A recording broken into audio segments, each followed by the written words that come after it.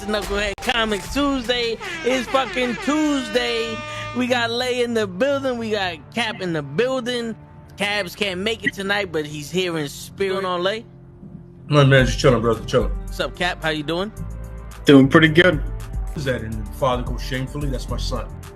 And the other guy goes shamefully. Orion goes, that's my father. Choose fear and hate to run your life. Something you can't do. That was wrong with me from the beginning. I was doing it that way. I was gonna go down that path. I worried. You thought it was Grayson? Sorry, got hurt. It's like not him. Not him. Crack his brain for somebody, anybody that can help, and remembers. Freeze. The media. No, Randall Savage. You're Randall Savage. With his knowledge and all other shit, and his capacity to learn. Absolutely. This is the only vegan I'll ever eat is grilled chicken wings, because that's like vegan to me. You know what I'm saying? Because the chicken wings are supposed to be fried, but you grill the chicken wings, you put it in some sauce, and give it some blue cheese. Is vegan. That's vegan. Like regular moo cow fuck milk. Put it in some Honey Nut Cheerios. Vegan, because Honey Nut Cheerios good for your heart. You know what I'm saying? Can I steal the question from Cabs? I got it right. I would also like to steal. I would also like to steal. I would also like to steal. You're too late. Wow. I stay loose, I stay hype, I stay loose, I stay hype, I stay loose, I stay hype. I could do this all night, cause I do what I like. Yeah, I do what I like. Yeah, I do what I like. Sipping goose, sip is right, and I go with the flow. Yeah, I go with the flow. Yeah, I go with the flow, cause I know I'm the show. In the zone, here I go. In the zone, here I go. In the zone, here I go. Yeah, they know I'm a pro.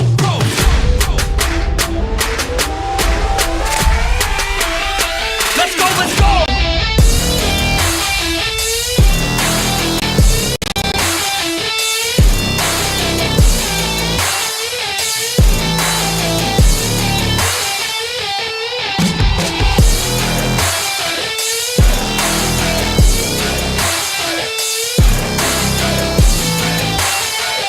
Yeah! Let's go! Here I go, I get lit, I get hyped for this shit! That's right.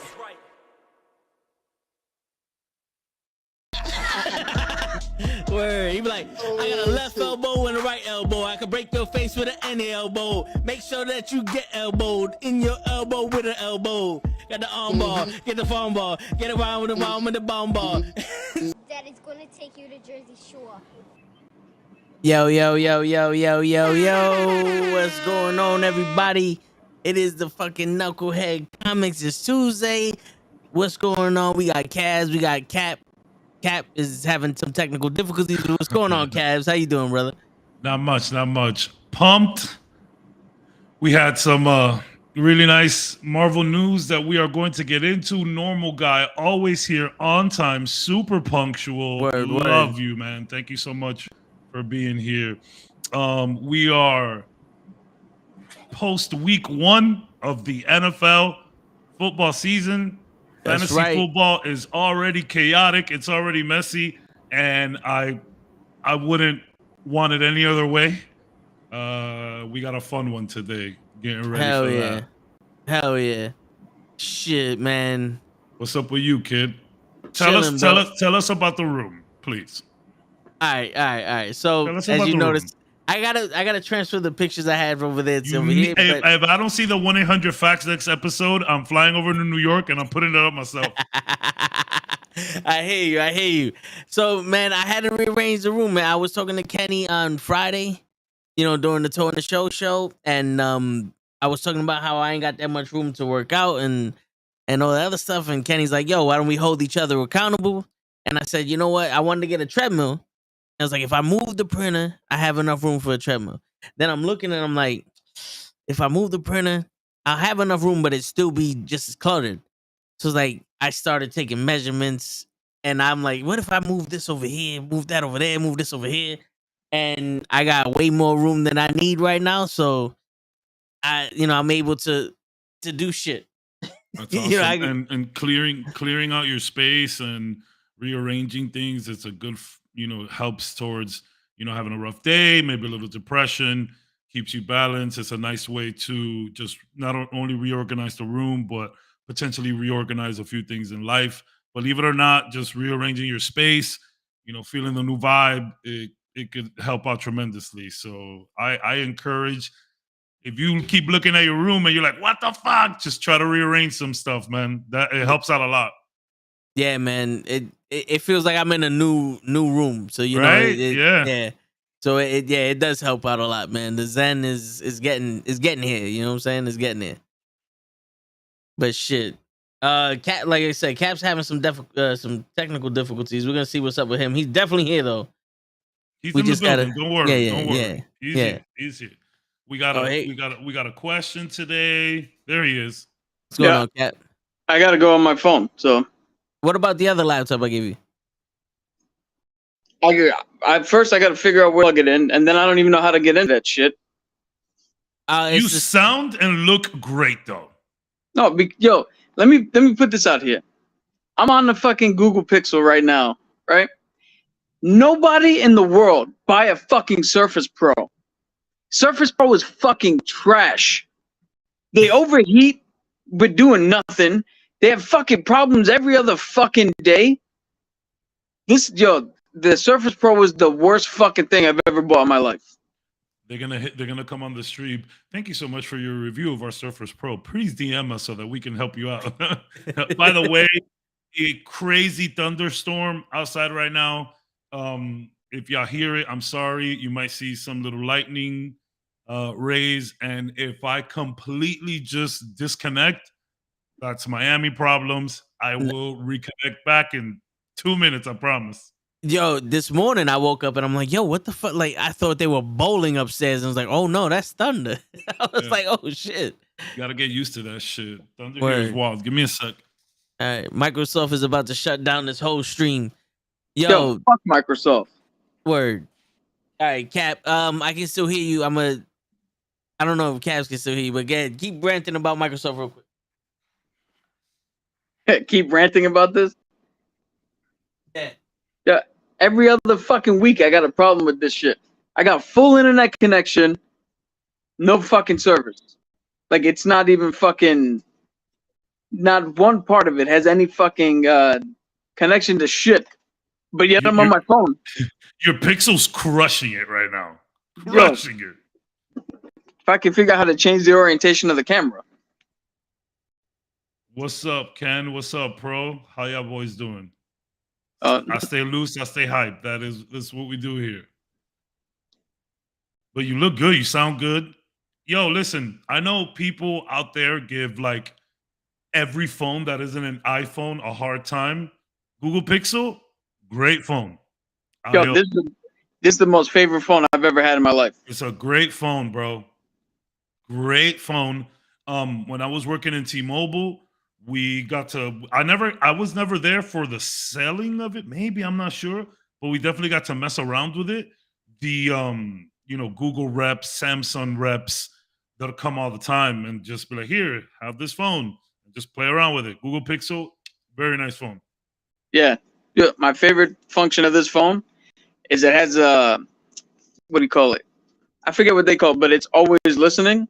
Yeah. And if it hears a song, it'll tell you what the song name is and who's playing it. And then if you click on it, it'll give you options of where to listen to the song. It's cool stuff. It's very cool stuff. I have an iPhone just for the convenience of like being in group chats with friends, and my son has one now, so it's good to like FaceTime with him and shit. But like, I've always gone back and forth. The way that I view phones as Ken and Ryu from Street Fighter. Yeah. They both fight Shotokan. One is a little bit more fast and loose. The other one's a little bit more sturdy and boring. Where Ryu being the iPhone and Ken being the androids, you know what I'm saying? Yeah. So it's like I feel the same. I used to go back and forth all the time, especially working at a phone store. I had a freaking new phone all the time. But December 2017 was the drop of the iPhone 8. And I think this was the first one that they had with like a really big screen, which was my problem with iPhones altogether at the time. Have big hands, big screen. So they finally released the 8. And I'm like, yo, I'm going to keep it.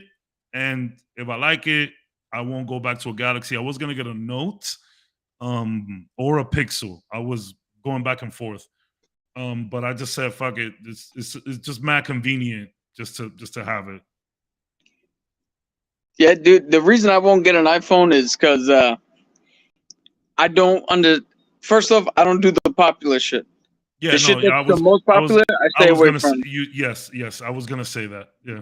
But two, I don't want my phone to be like, oh, this year we're debuting something new. It's blue. I'm like, dude, phones have been blue for fucking 15 years already. That's that's the best you got it new. How the fuck are you the best? So the iPhone 14 is coming out, which means the 13 is gonna drop, which means the 12 is gonna drop in price right on time for me to get an 11. You know what I'm saying? Like I used to be big into the phones. Now I just want my phone to phone.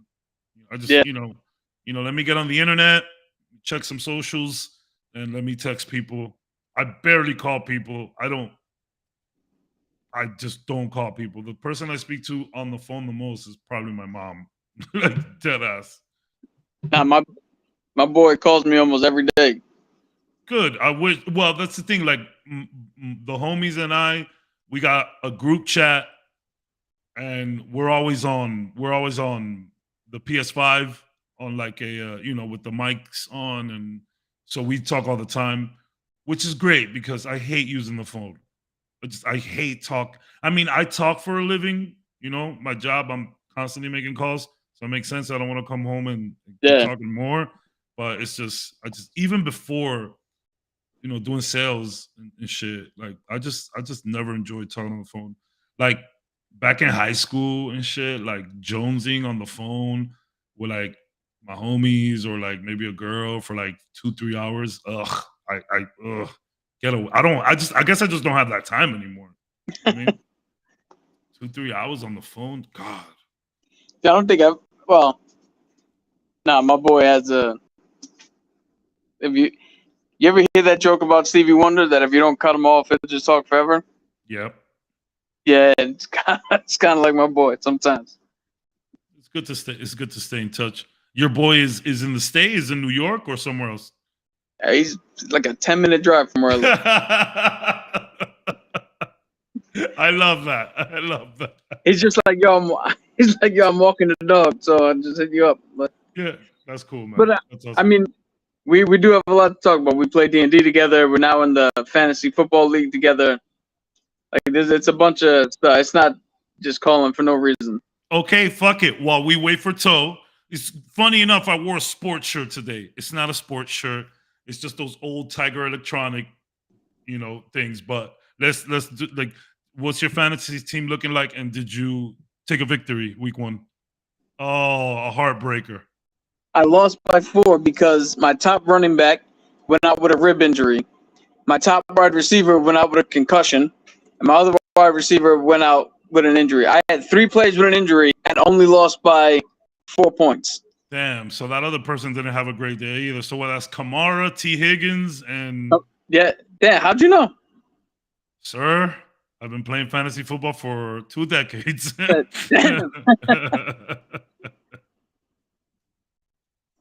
Yeah, no, Kamara's out, T. Higgins, and I just dropped somebody. I picked up a wide receiver from the Giants to put on my bench. Kadarius Toney or Sterling Shepard? God damn, how the fuck you know everything, bro. This is fantasy. When it comes to fantasy, yeah. You know what's funny is I used to be big into football and sports in general, but then I stopped because I realized I was caring too much about it. Oh yeah. And they're not gonna give me a ring. Yeah. So why am I gonna put that much effort into caring? Is this your first fantasy football league? Yeah. Well, sir, you might finally get that ring. Nah. I didn't join this with the intention of winning. Yeah. I joined it. That's how you win. You got motherfucker. Look, you haven't not told me your lineup, and I guess 3 of your players already. It's people like me who overthink things and don't win. And then you have the dude that just comes out of nowhere like, hey, I'll pick this guy up because his jersey's red, and just goes off for 50 points. You know what I'm saying? Like, that is verbatim fantasy football, and it's very stressful. The fact that I put so much into it, but like, it's different. Like, you know, we've been playing, it's like we have small turnaround, but like for the most part, it's been the same dudes for like the entire time. At least like, let's say 70% of our league has stayed intact.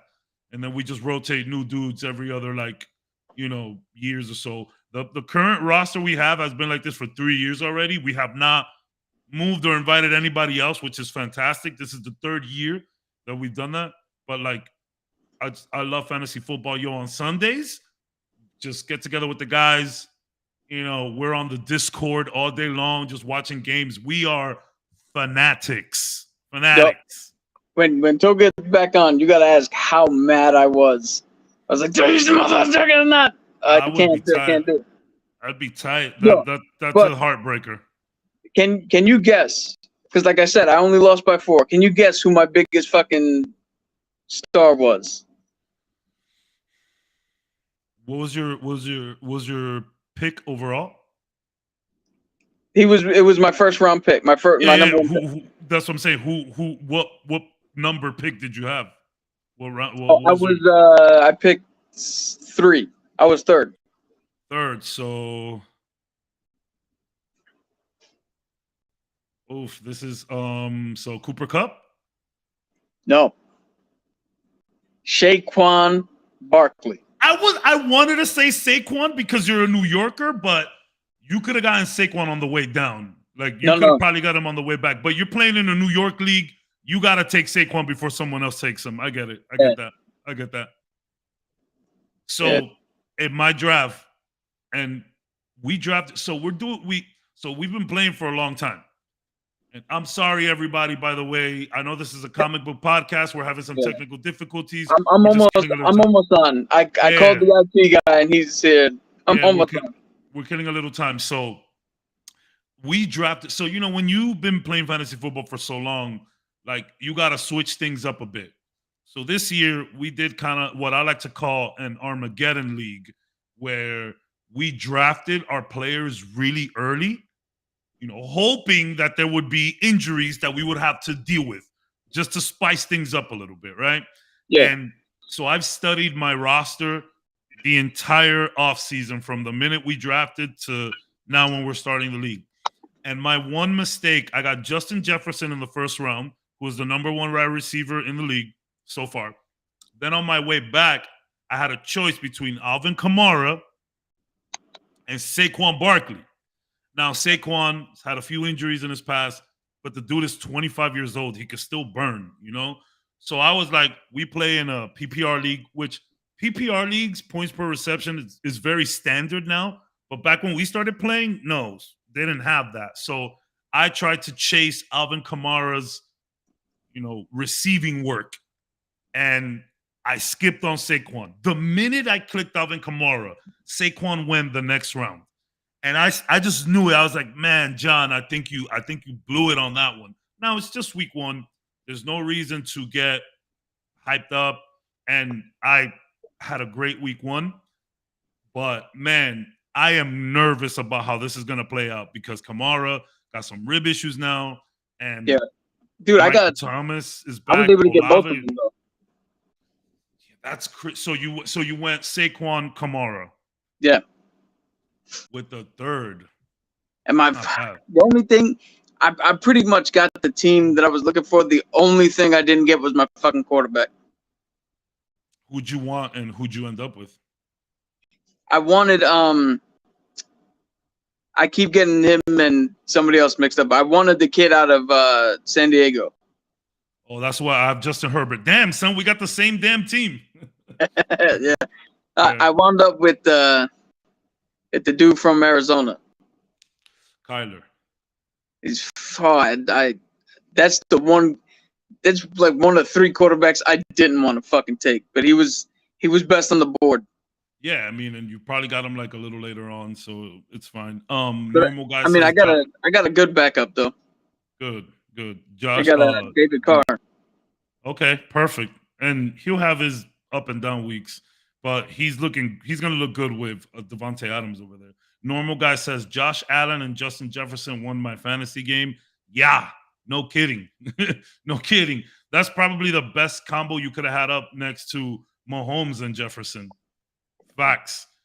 And he also, Normal Guy also says, this is my second year playing. Fantasy football's fun, man. Yo, I started playing fantasy football back in a no man's land, kid. Like back, things were very different. Now, don't get me wrong, fantasy football's been around for a while, but our first year, if I'm not mistaken, was 2004. 2000. No, we've been doing this for 17 years. So no, 18. So yeah, 2004. Yeah.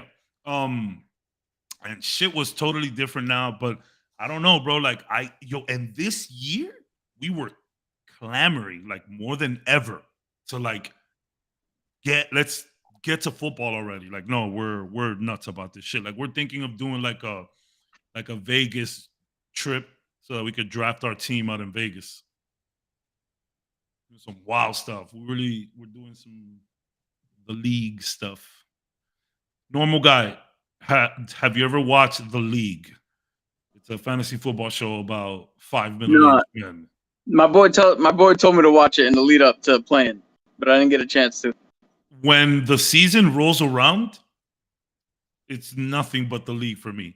The League is not the best show in the world, but if you're a fantasy football dude or a football dude, or you like that real crude, It's Always Sunny in Philadelphia type of jokes, then The League might be for you. It's funny, they have an Easter egg in The League where they show Patty's Pub, which is funny because they're in Chicago and, these guys are in Philly, but whatever.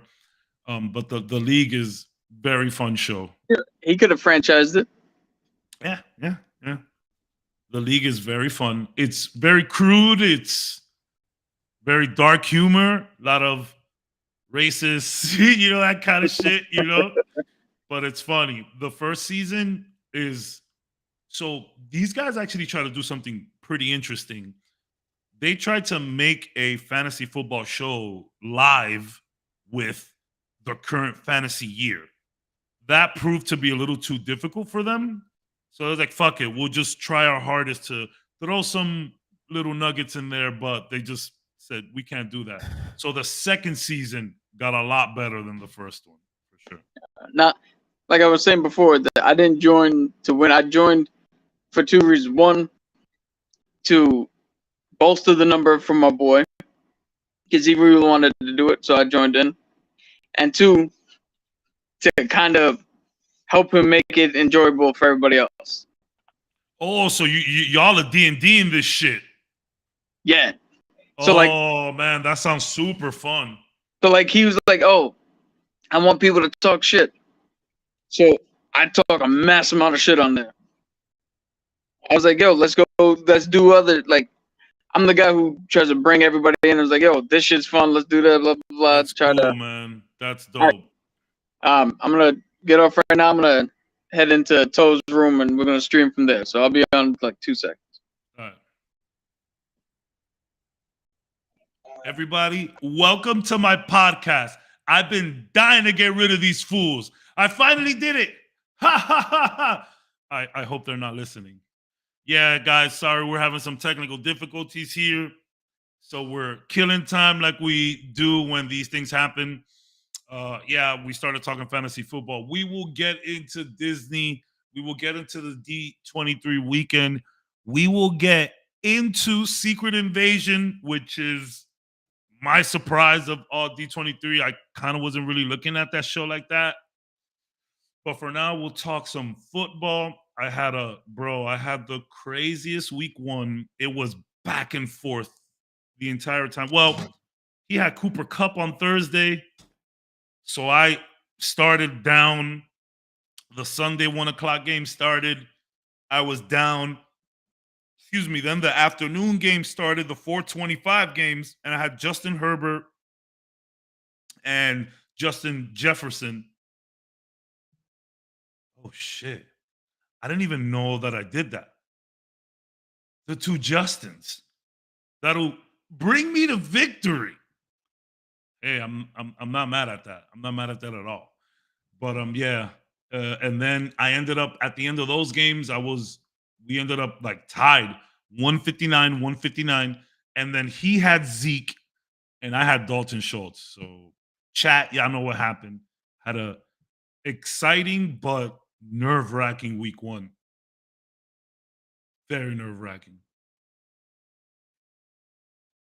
We got the boys back. I tried to commandeer the podcast and steal it from them, but it didn't work.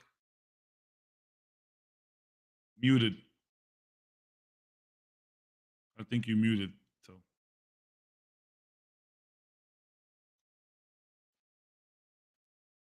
don't worry. If they leave again, I'll just hijack it again. I can, guys. You guys. Hey, anybody who watches this podcast knows I can ramble for 3 hours. Y'all know My dumbass was muted. That's why I'm like, hello, what the fuck? I said it like 3 times too. We Say figured it out. We made it work. Can you hear me? Yes, we can. Can you hear him good? He sounds like he's far in a room, but we can make it work. Don't worry. I'll make sure my voice carries. Yeah, that's perfect. That's perfect. To be honest, Cap, I was kind of feeling the Pixel. Yeah, the only bad thing about the Pixel is that the battery life is not long enough. Not the best. 3-hour Not podcast. the best. Not the best for sure. But we're gonna make it work. Let this be proof to the world. They try to stop us, but they can't. Microsoft, cut it out. Microsoft, cut it out. And let me tell you, like I've seen these guys, podcast together from their room, but now with the rearrangement of Toe's room, it's a lot more comfy in there. See, guys, that's the lesson for today. If you guys are feeling down, if you just need a quick change, you just want to feel more comfortable in your space, maybe get rid of a few things in the spiritual world, they call that purging. Yo, rearrange the crib, rearrange the house. That shit, believe it or not, it's very therapeutic. Yeah, it's funny that kind of segues into what the question of the day is going to be. Oh, now I'm hyped. I had a question for today. Oh, all right. No. My favorite thing is to answer the questions. I prefer answering them over asking them. But it did kind of have to do with something a little today. So I will ask it later on, just as a whatever, because it kind of has to do with D23 and Disney and in particular, one of the shows that really caught my attention that is coming out. Yeah. This is weird for me because I was always taught if you're speaking with somebody, look at them in the face. So I'm noticing myself not looking at the camera because I'm looking at you, trying to be respectful. You in the face. It's okay.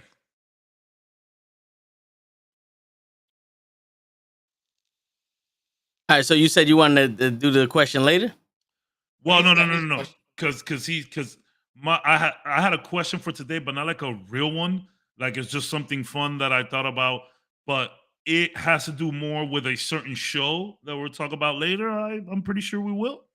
And I would prefer to do Cap's question, and then mine we'll just ask it later on some dumb shit. Sorry about the thunder in the back, guys. It sounds really loud. Oh, I can't hear it. Yeah, no, because if anything's the problem with today's podcast is that thunder. Yeah, the fucking thunder, man. Fucking thunder, bro. Fuck Everything you, else thunder. Everything else is fine but the thunder. You know what's crazy? I just went to the window. There's no rain. It's just the thunder. Oh, that's Florida. Yeah, it's Miami. It's just what it is over here. Dude, down in Pensacola, I've literally been out in the where it would rain when you're outside, stop when you're inside, rain again when you're outside. So like I live pretty close to someone, and they would be like, "Oh, it's raining," and I'm like, "It's not raining over here," and it's so weird. Florida was the first time I was in a vehicle where I would look back and it was raining, and I would look forward, it was sunny. It's the weirdest thing. I've never I've never seen that in New York. In New York, when it rains, It rains all over New York, and it lasts the entire weekend. Here in Florida, it can rain down the block. It could be completely dry on the next block, and it lasts 5 minutes. And then the weather's beautiful, party time. The rain here is nuts. And then you have places like California that beg for rain. they're doing rain dances all year long, like, please rain, and nothing. My last duty station, an island in the Indian Ocean. Yeah. And dude, it would rain like tropical fucking thunderstorm. You'd see steam rise up, and then 20 minutes later, streets are dry as if nothing ever fucking happened. That's so nuts, bro. Like I really had to get used to that here. And the first time I went to California, I went to LA. It was January 2017. I've always wanted to go, but it just never worked out. I finally make it out. I booked flights. I booked the hotel. I just did it. My manager at the time was like, yo, you got mad PTO. You've been busting your ass. Take some time off. Like, he forced me to take time off. So I was like, bet. So I just bought tickets. I called my little brother, and I was like, yo, I got everything purchased. He goes, yo, send me all the info. And he purchased everything as well. And we get there, and it's the most rain Los Angeles has ever had in the last 10 years. It drizzled. It wasn't like it didn't stop us, but it drizzled. I was there 5 days. It drizzled 3 days. I was like, yo, I bought y'all some rain. It's good. You better go back, man. The drought's fucking kicking in. Yeah, they need that rain bad over there, bro. It's crazy. They're like losing power. Yo, Cali be wild. That shit is crazy over there. So you know that you're in a bad place and a fucking gender reveal burns down half the West Coast. Yo, serious, man. That's insane. But I mean, when I went to Tennessee to the old Smoky Mountains, the story of the Smoky Mountains and that fire, it was just some dude who threw like a burnt tire down one of the mountains and just burned the whole fucking place down. It was a tire on fire, just rolled it down. Hugest fire Tennessee's ever seen. Jesus. Yo, rubber fucking continuously burns. It doesn't go out. Yeah, it's crazy. Don't worry, Toe. We'll make it work, bro. We'll make it work. I can hear him. I know you're freaking out. Yo, I'm not saying anything else about sound anymore. I can hear him. It's fine. No, yo, dude, I'm like trying to move the mic. I'm making the mic louder, so maybe, I don't know if you heard that the mic got a little louder. I'm looking at the camera. I adjusted his camera. You see how now you can actually see him now? Yeah, it's perfect. I looked at my laptop and I'm like, yo, it turned on, but it's slow as shit because it died in the middle of update. So and for some reason I can log into my coworker's work laptop with my password, but I can't log into my laptop with my password. I blame Sprint because can I tell you something? I'm gonna purposely cut you off here. I understand why you're such a rage monster. shit just don't function around you, bro. Whether it's an order from a restaurant or order from online, apparently your passwords. I see why you get so upset. And in fact, I want to commend you because if I lived that life where all my orders were wrong and I couldn't I would have fucking murdered somebody by now. Yeah. Congratulations for keeping it together, my dude. Congrats. Thanks. I appreciate it. I'm gonna show you something. So I understand the life of Toe a little better. Right? So if your life would be inherently better if motherfuckers just get your order right. Right? I don't ask for the minimum. You really all you want, like when in the grand scheme of asking for or looking at the universe to throw you a bone, if the spectrum is millionaire to getting my order right, it's not hard. Get my order right. Word. Do you Uber Eats a lot, Toe? I do the seamless. Okay. Do they fuck up your order constantly? Not really, but McDonald's does. Yo, that fucking drive-through. Oh my God. I have a McDonald's literally 5 blocks away. Of course. I didn't have to tell you that it was that Yeah. close. Every time I order, there's just something wrong. I have to leave notes. Like, hey, man, if you don't mind, open my bag and make sure everything's there. Because, you Uber Eats, McDonald's, they bring you the whole shit locked up. Yeah. I'm like, hey, man, I will tip you $5.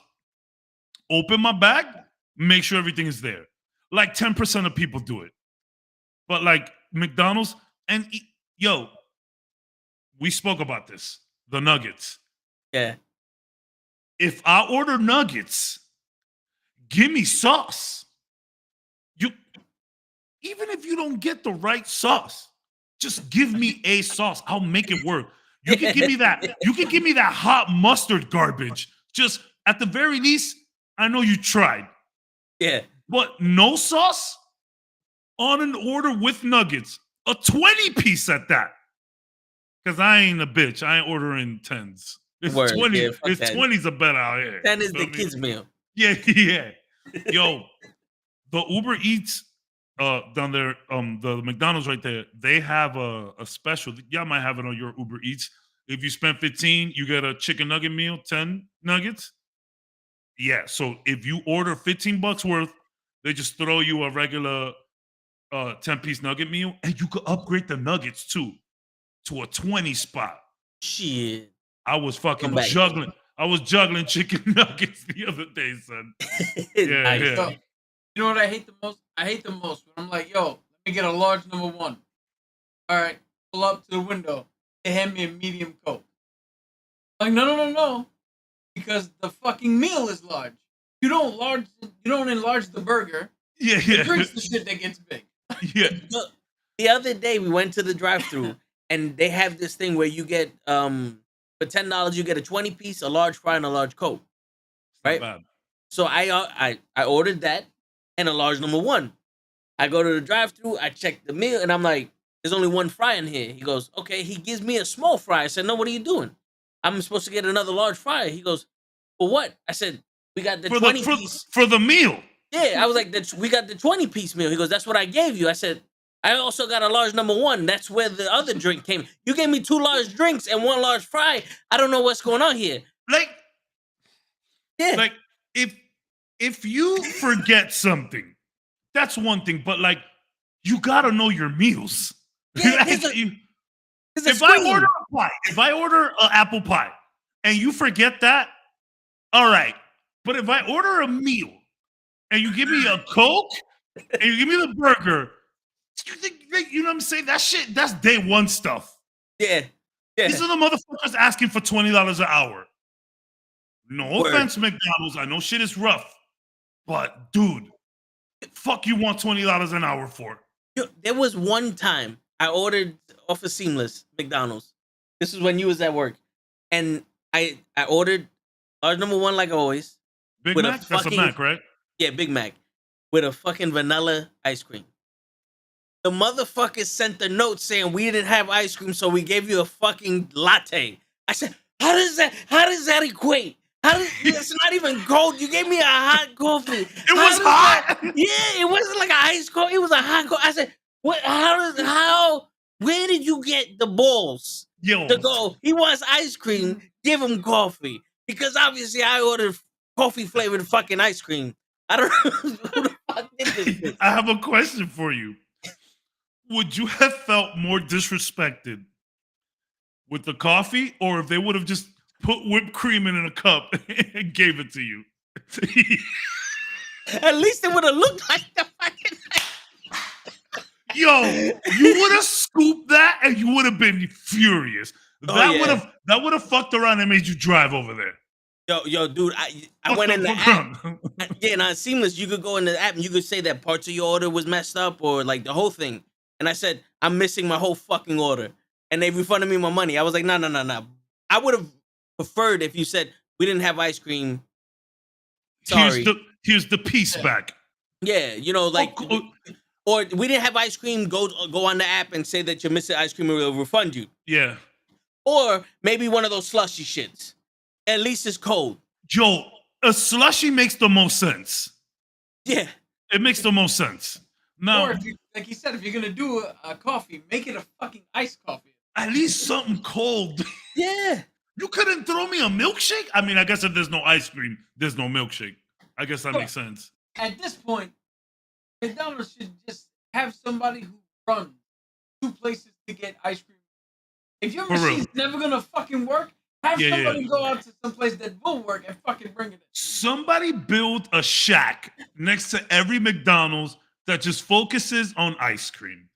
Like, yo, my orders come so wrong from that McDonald's that Uber Eats is now requesting I take pictures when I say something is missing. So I got on the chat and I'm like, yo, fam, it's not me. It's the McDonald's. And you would think to yourself, John, why do you keep ordering from there? Because it's the closest McDonald's and it gets here in 20 minutes. That's it.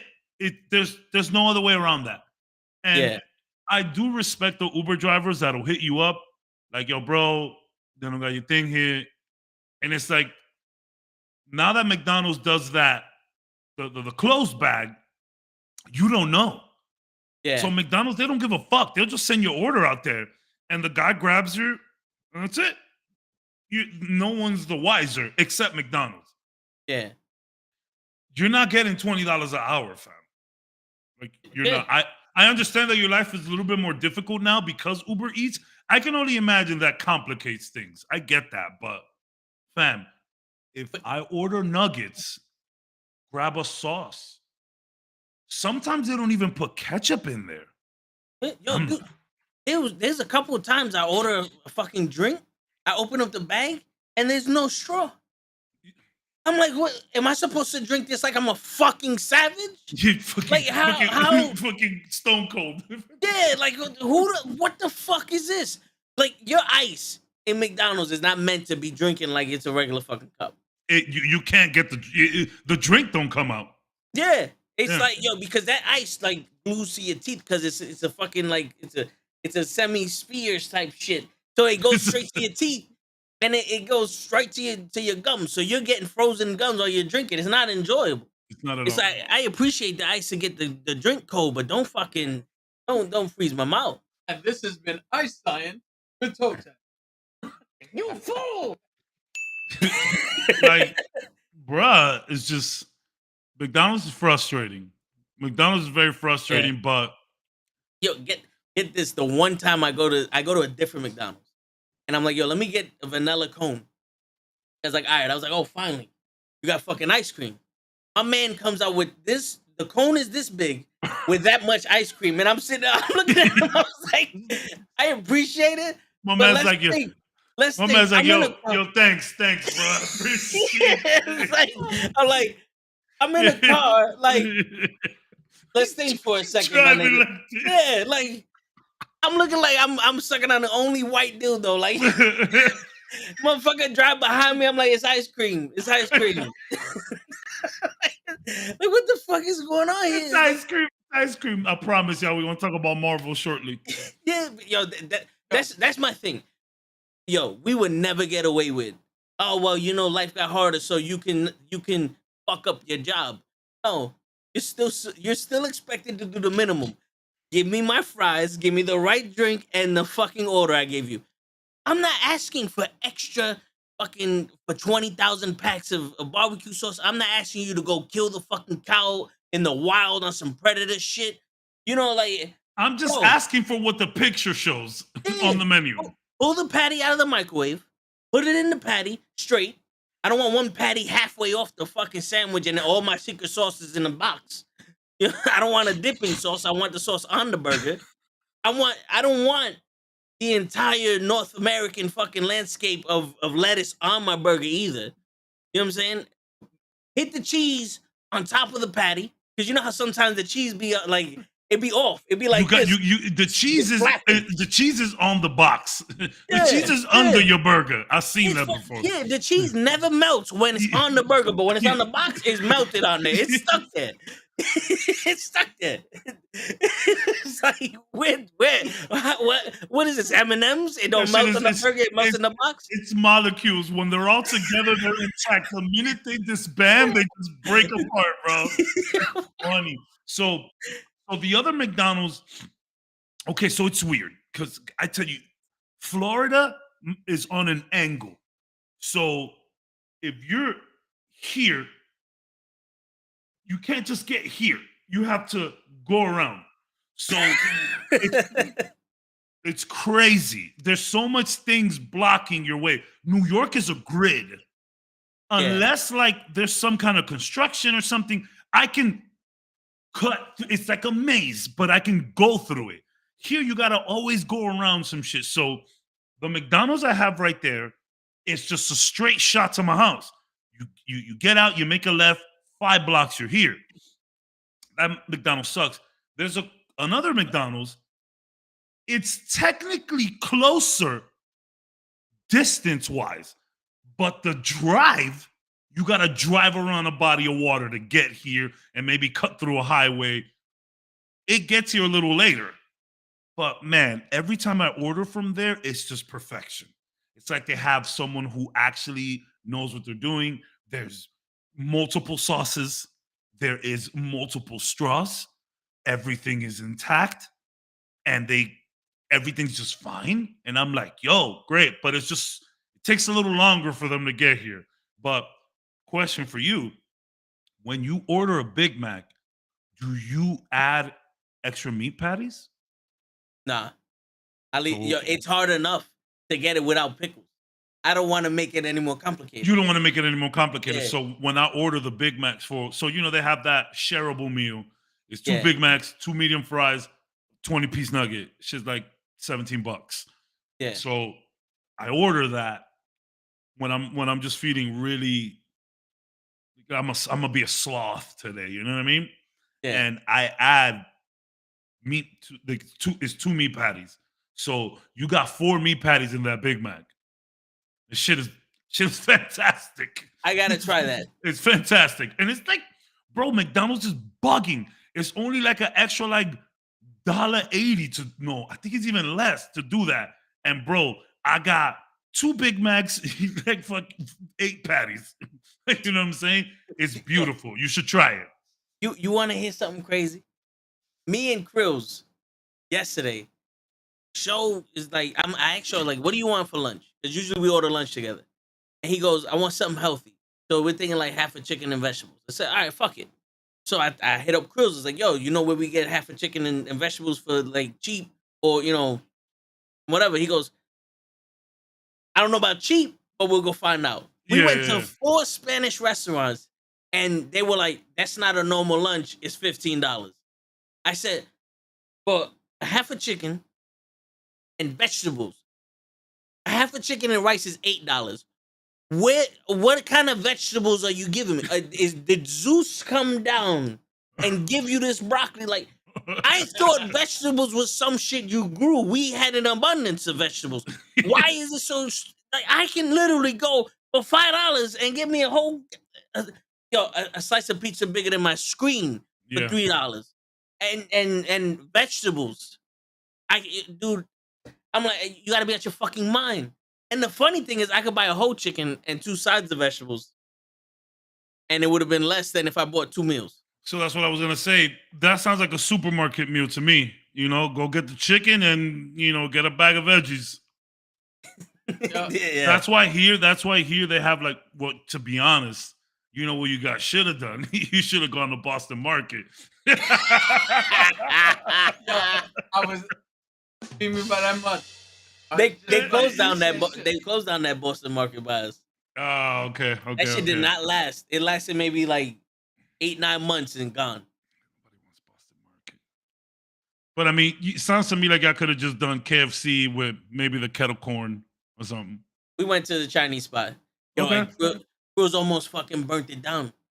We was there for almost 20 minutes and it was just barbecue sauce he was waiting for. His whole meal was in the bag. And the girl's like, oh, we still waiting for the noodles. And he grabs the menus. He's like, yo, what the fuck, son? He's like, yo, I'm waiting here. It's 20 minutes. I gotta fucking be at work. and yo, dude, he was gonna launch the fucking menus. Some I of was sitting there. them restaurants, they make you think shit, bro. Yeah. I've never in my life wanted to like hurt somebody until that stale McChicken. That stale McChicken was like, I had a po' boy sandwich and some fried. What type of po' boy? Word. Shrimp, chicken. I had the first time I went to New Orleans, I had a soft shell crab po' boy with some gumbo and white rice. Oh, at 2K? Delightful. I don't even know what gum. Shrimp. Nice. Good job. Because a chicken po' boy is just a chicken club. You want that scrimp on there for sure. Yo, Cabs, if I were to say fuck it and then buy a flight to Miami, just so I could go someplace with you to eat, because you keep talking about these restaurants and I want to try them, where would we go?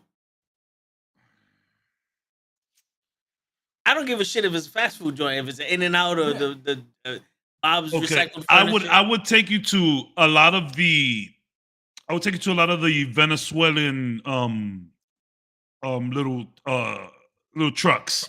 You can find them here everywhere. They got this crazy shit called salchipapa. It's like eggs, fries, with potatoes. You heard me right. It's like little potatoes and fries together with like sausage, chicken, fucking bacon, just beautiful. They make these like crazy wild burgers. I'll take you there. The po' boy, I had it in New Orleans though, but I would definitely take you to Publix so that you can have the chicken club there. One of the best chicken clubs I ever had in my life. I will take you to, if you want to go somewhere fancy, we could do like a nice little steakhouse, probably maybe Capitol Grill, maybe Prime 112. Those are pricey. But if you want some hood fire, Yeah. we could go down to where I used to live, right off the highway. There's a dude who's just there outside, just making ribs. He got the whole setup. It's just these hood ribs. And I know you don't like mustard. I know mustard only goes on Canisius. But he makes this wild mustard sauce that he puts over the ribs. Shit. I don't buy it anymore. I don't get it anymore because it's all the way down south. And I'm like 30 minutes from that. But the other day, I said, I'm getting in the car and I'm going to do it. I came back. Bro, my dude only got chickens, ribs, and slices of bread. There's nothing else. There's nothing else. I bought a whole rack and like half a loaf of bread, and it was fantastic. I can also take you to, we will definitely have to go to Earl's. It's expensive-ish. Take you to Earl's right here in the mall. Delicious. I got a few places, bro. All right, cool. Because I'm thinking about it. I want to travel the country just to eat. Like I want to go to Texas and get a fucking barbecue. Well, first we'll go to Texas and get barbecue. That's if you want to do the whole, country tour to eat. You start in Texas and branch out. Go to Texas and do the barbecue run. I've been to Houston. I've been to Dallas, and so I don't like overhyping things up, and I don't like recommending to people because that kind of puts a lot of pressure on me and them at the same time. But like, you go to Texas, you're gonna get good barbecue. It is what it is. You're not gonna look too far for some good barbecue in Texas. God, Texas! Oh my God, this is so good. I would start there, and then if you want some like noodles, if you want some like Asian shit, you can head out west. But if you could, and then just go south. Go to New Orleans, get some bayonets, get some gator bites. Kind of gross. Dude, Gator. Hey, I've had gator. Gator tastes fucking awesome. It's gamey as fuck. It's real gamey. Dude, I had it cooked here in Long Island, and the shit tastes like a fucking chicken empanada, bro. It tasted like dirty chicken to me. It's like turkey. It tasted like turkey, which I can't stand turkey. I like turkey. How do you feel about pork? Okay, so I like pork, and we're Latino, so our parents make beans with pork in it. You know what I mean? Yeah. Like, you know what I'm saying? Like, uh, you know, the Caribbean, a Cuban sandwich. A Cuban sandwich is ham and pork, which is pork and pork. Like, Yeah. you know what I'm saying? Like, I remember I saw a video. I told you this plenty of times. I saw a video where I saw a pig eating a human body, and I stopped eating pork for like a month. Then my mom visited down here, and when my mom comes down here, clearly she's gonna cook for everybody. I noticed how much pork she put in everything. I love pork, but some pork is chewy, a little fatty, could be a little smelly. It tastes like Yeah. odory. You got to know what you're doing with pork. Pork isn't just as easy as just cooking. Oh, yeah. Yeah. So I went to me and Krills. He went to get a smoothie from Pure Greens, and he goes in there and they know his name by now. But every time I go in there, they give they're like, "How come you don't order nothing?" I'm like, "Well, I don't have fucking $15 to get a drink." Yeah. You know what I'm saying? Like, I'm not wasting $15 on this shit. It's like I'm tasting peanut butter. Like, I got a pina colada. It tasted like peanut butter. I was like, I don't know who. It's a Maybe peanut. the It's a peanut- pina colada. Yeah, it's a peanut colada. Yeah. So I told the girl, I said, "You want me to buy some shit? You're gonna have to start selling some pork chops." So today I walk in there and she said some shit to Joelle. I was like, "You still ain't got no pork chops?" Everyone in that store looked at me like if I just said, "Oh, y'all niggas is about to be slaves." And I looked at all of them. And I said, "What? It's the other white meat. Fuck y'all." Yeah. I'm like, I ain't afraid of none of you bitches. Like, you can't go into a health. What is it, like a vegan spot? It's a smoothie spot. It's supposed to be healthy and shit. Yeah, but like, do they sell non-vegan options over there? Because if you're going to a vegan place talking about y'all got pork chops, I would understand why they look at you like that. But if you're going to a Jamba Juice, like, calm down. Yeah, it's kind of like that. Calm down. Like yeah, take it easy. I like pork, but too much pork could be a little weird. Yeah. It's just but like. I've had gator bites. It was a little gamey, not for me. Dolphin is whatever. I had dolphin bites. I'm not a fish guy. I'm not a fish guy. Yeah, I'm just not a fish guy. Like, people lose their shit for seafood, and I'm just like, don't get me wrong. You want to fry some shrimp? Sure. You do a little shrimp cocktail? Sure. But like, I'm not the guy at the buffet waiting for them to dump the crab legs out. I'm not that guy. Yeah. I don't want my food to be a math problem. I want to take a fork and a knife, cut a piece off, eat it. I don't want to like people get so hyped when they could take out the meat from the crab leg. They're just like, "Oh, look at this." I'm like, "Yo, I just ate 16 steaks while you did that." Like, and it tastes like nothing. And then you gotta dip it in butter. And I'm not a lobster guy. Like, I'm just, seafood is just, I like it. I will eat it. I like sushi, but I don't run for that shit. People are like, "Oh my God, give me the shrimp." I'm like, take it easy. Let me point out this here. Everybody talks shit about people who eat, right? Cows, chickens, pigs, right? The big three of the big three. They are domesticated and purposely bred for us to eat, right? They live in secluded areas where they're killed and then processed and then we eat them. Seafood, y'all going into their home, taking them from their environment, fucking up that ecosystem. Killing penguins. Food. And not only to eat food, I'm sorry, a lobster, a shrimp, a crab, that's what fucking bugs. They're water bugs. They're water, yeah. They're literally water insects. I'm good, bro. Fucking roaches and shit from the sea. I'm good, bro. I'm good. Yeah, fuck that. I'm good on that. Like, son, no offense to my guy Curls, man. But one day I'm in his crib, right? And his pops, man, God bless his OG, bro. So his OG comes And me and Krills, we're in a crib. You know, we're young, so we're doing some stuff earlier on. You know, we was, whatever. And, we're in a crib, we hungry. And his dad comes through. And he's like, yo, I just caught some fish in the Hudson. I went fishing. I got a few fish. Y'all want some?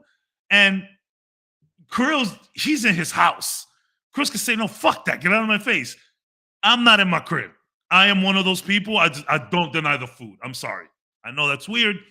I'm like, yeah, sure.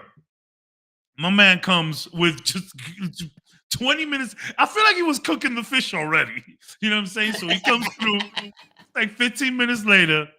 It was just two fish. It's like, I think the face is on one of them. And Krills is just looking at me like, yo, you stupid. Like, why'd you do that? like Krills is not going to eat this.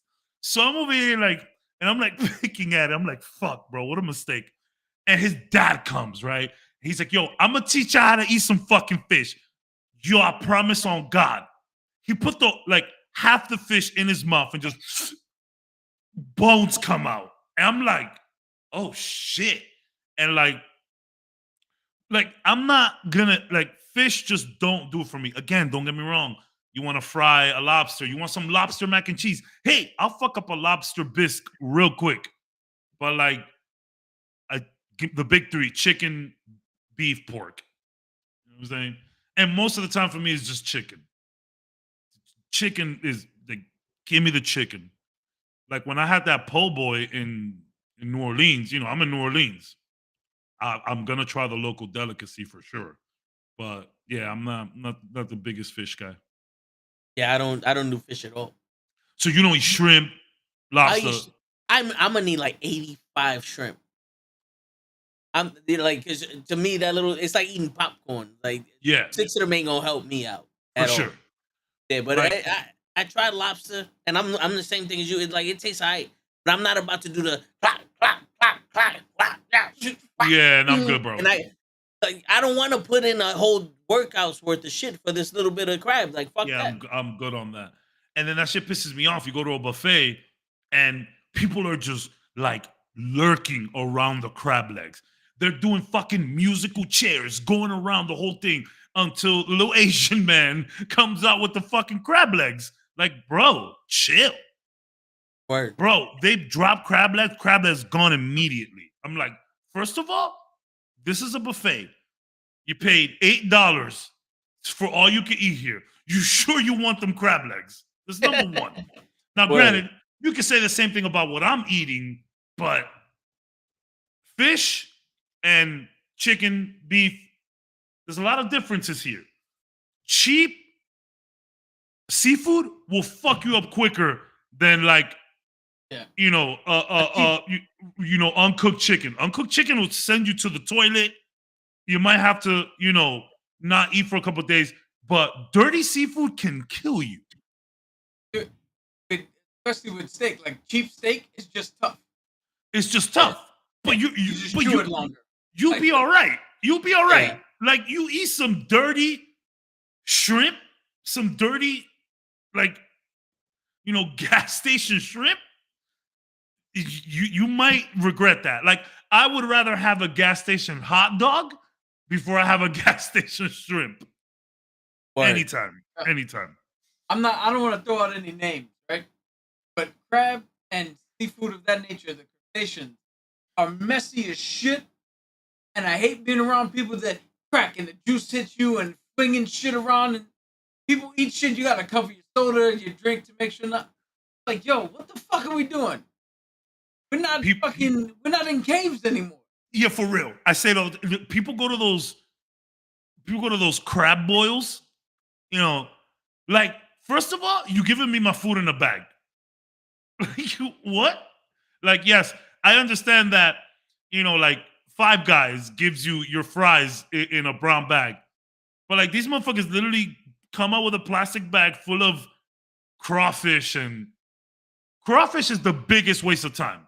There is no meat on a crawfish. Oh, you don't know how to eat it. It's not worth I don't want to rip my meal's head off so that I could suck out all the innards. Like, what do people do with crawfish? And then it's you gotta put a bib on, and you got gloves, and you got gloves. Like what? And then if you want to talk about pricey food, you look at seafood.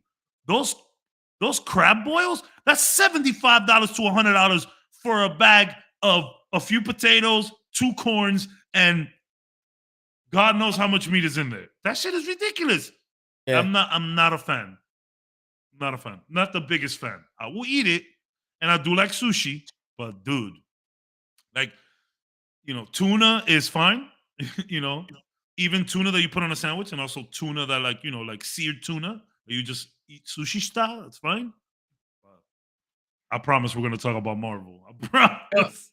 So, besides the technical difficulty, there really was no news to come out of D23. We're gonna get to the little bit of news that was. Yeah. But they really did nothing. So for anybody waiting on that, we're gonna get to it, but it ain't gonna be a lot of it.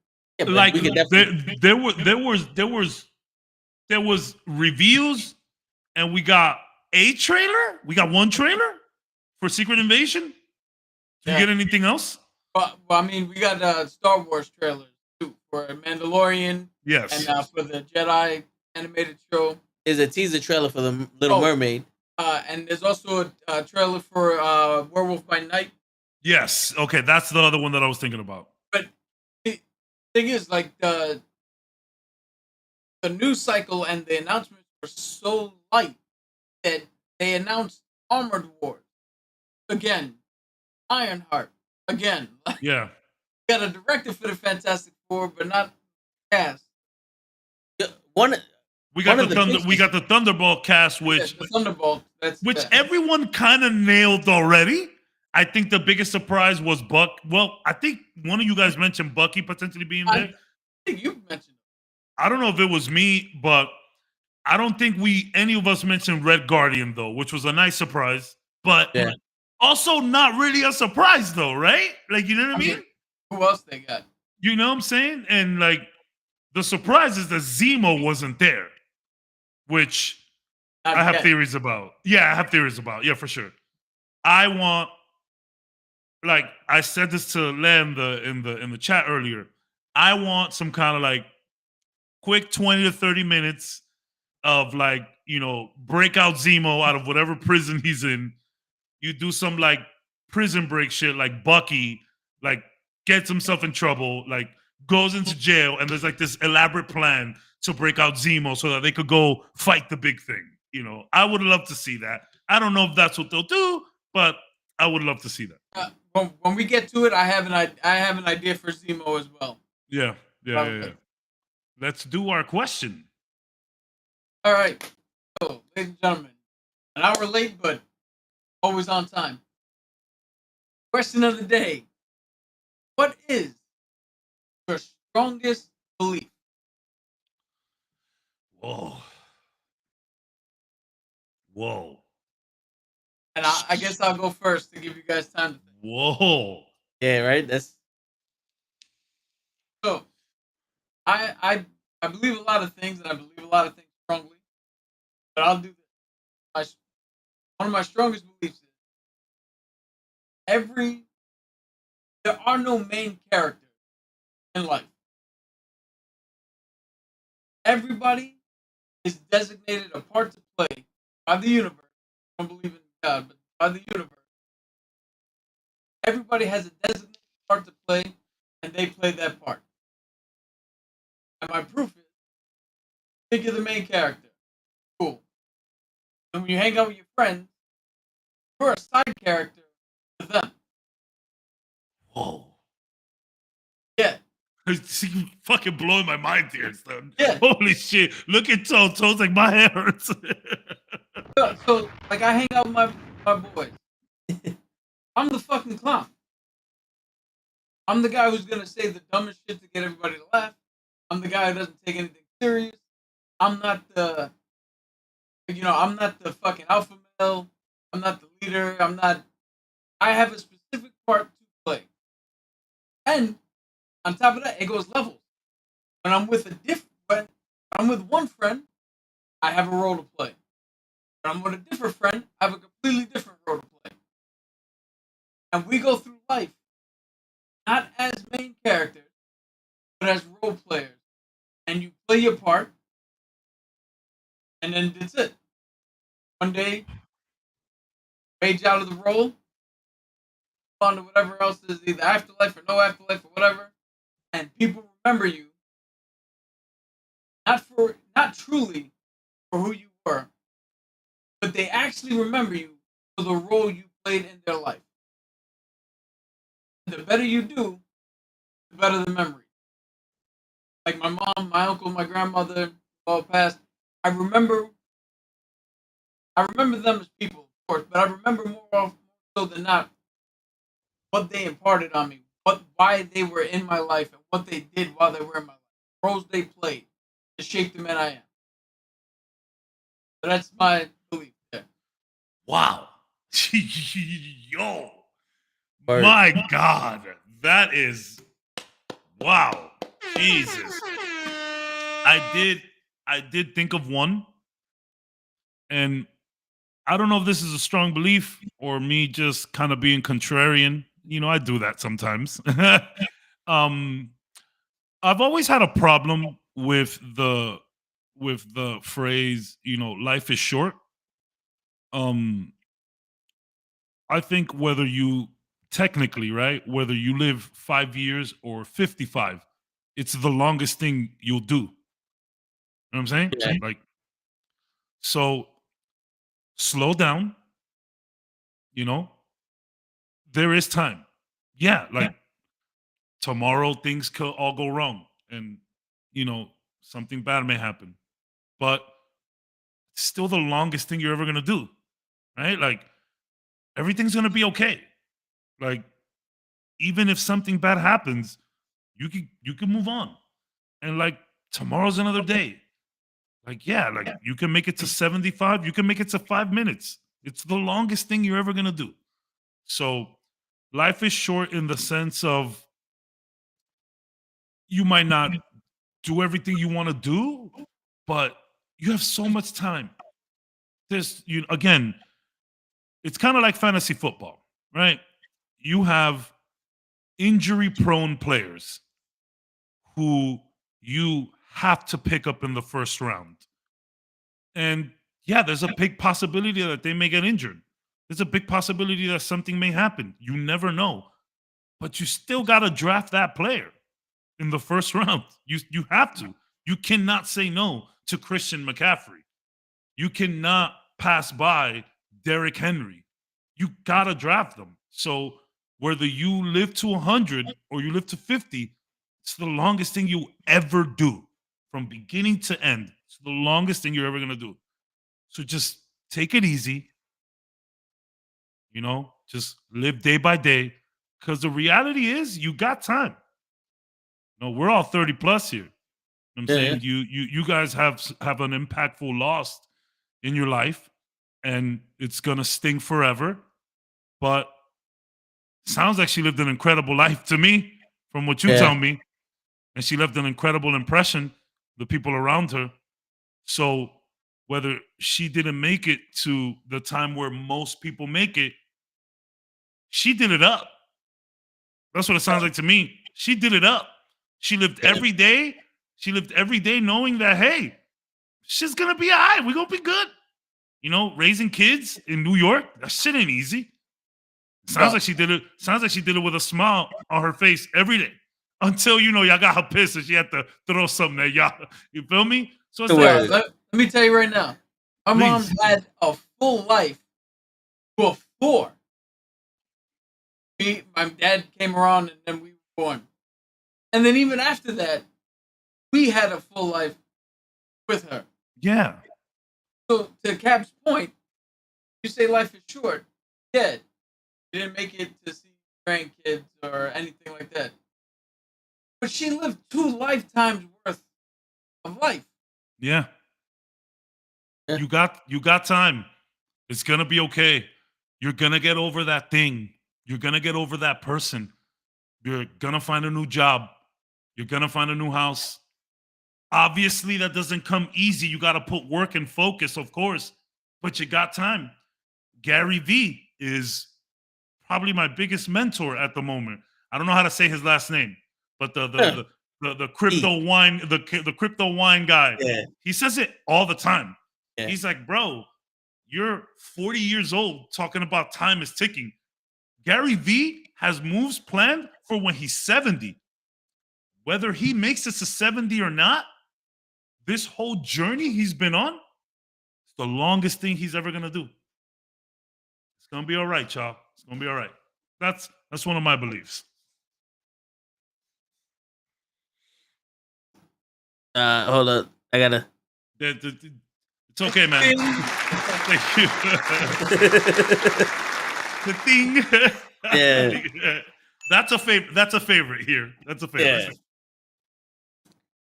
All right, so I guess my strongest belief is I ain't no bitch. well, you know what's funny? That's the first thing that went through my head. My strongest belief. I'm My not strongest emotional. Yeah, my strongest belief is I ain't no bitch. No, but in all honesty, the one thing I cannot wrap my head around is because it's the fad or it's the popular thing to do Sure. that it's right. You know, like when everybody turned vegan, like, oh, it's healthy for you. Bullshit. Like, you know, like, oh, you need to work out, go to the gym, go to, you know, work out, lift weights and all that. Bullshit. You know, because the one thing that I've seen in my life is The Biggest Loser. The guy that trains these people to lose hundreds of pounds of weight had a massive heart attack, and he was in shape.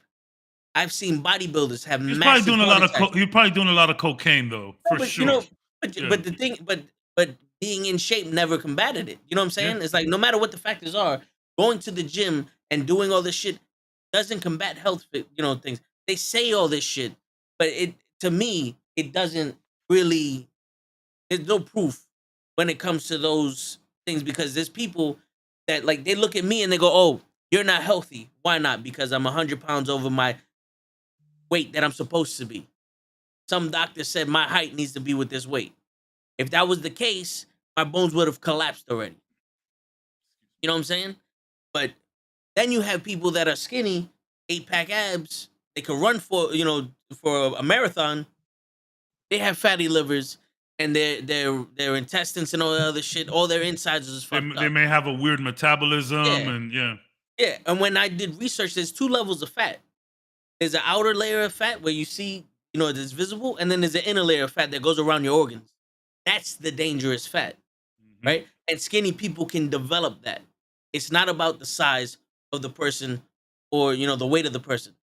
Also, I believe that this whole, like, you need to take these supplements or you need to do these vitamins or going to the gym is stress relief and all that. No, that's all temporary shit. A supplement is something to supplement what you're doing normally.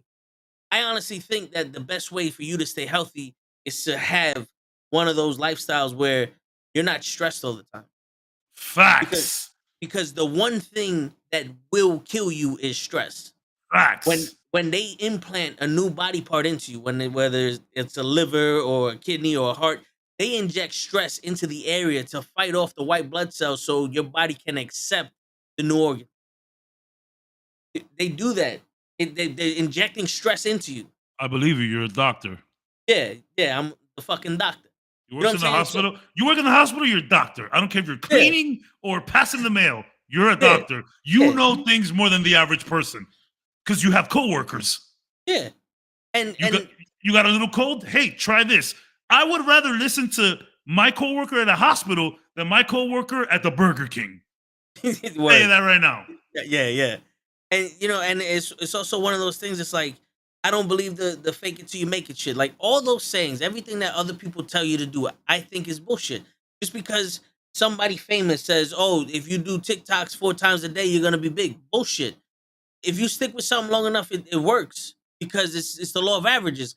But also, it's like I can't fake being happy, right? So the way I think is more stressful is if I'm stressed and I'm trying to fake being happy.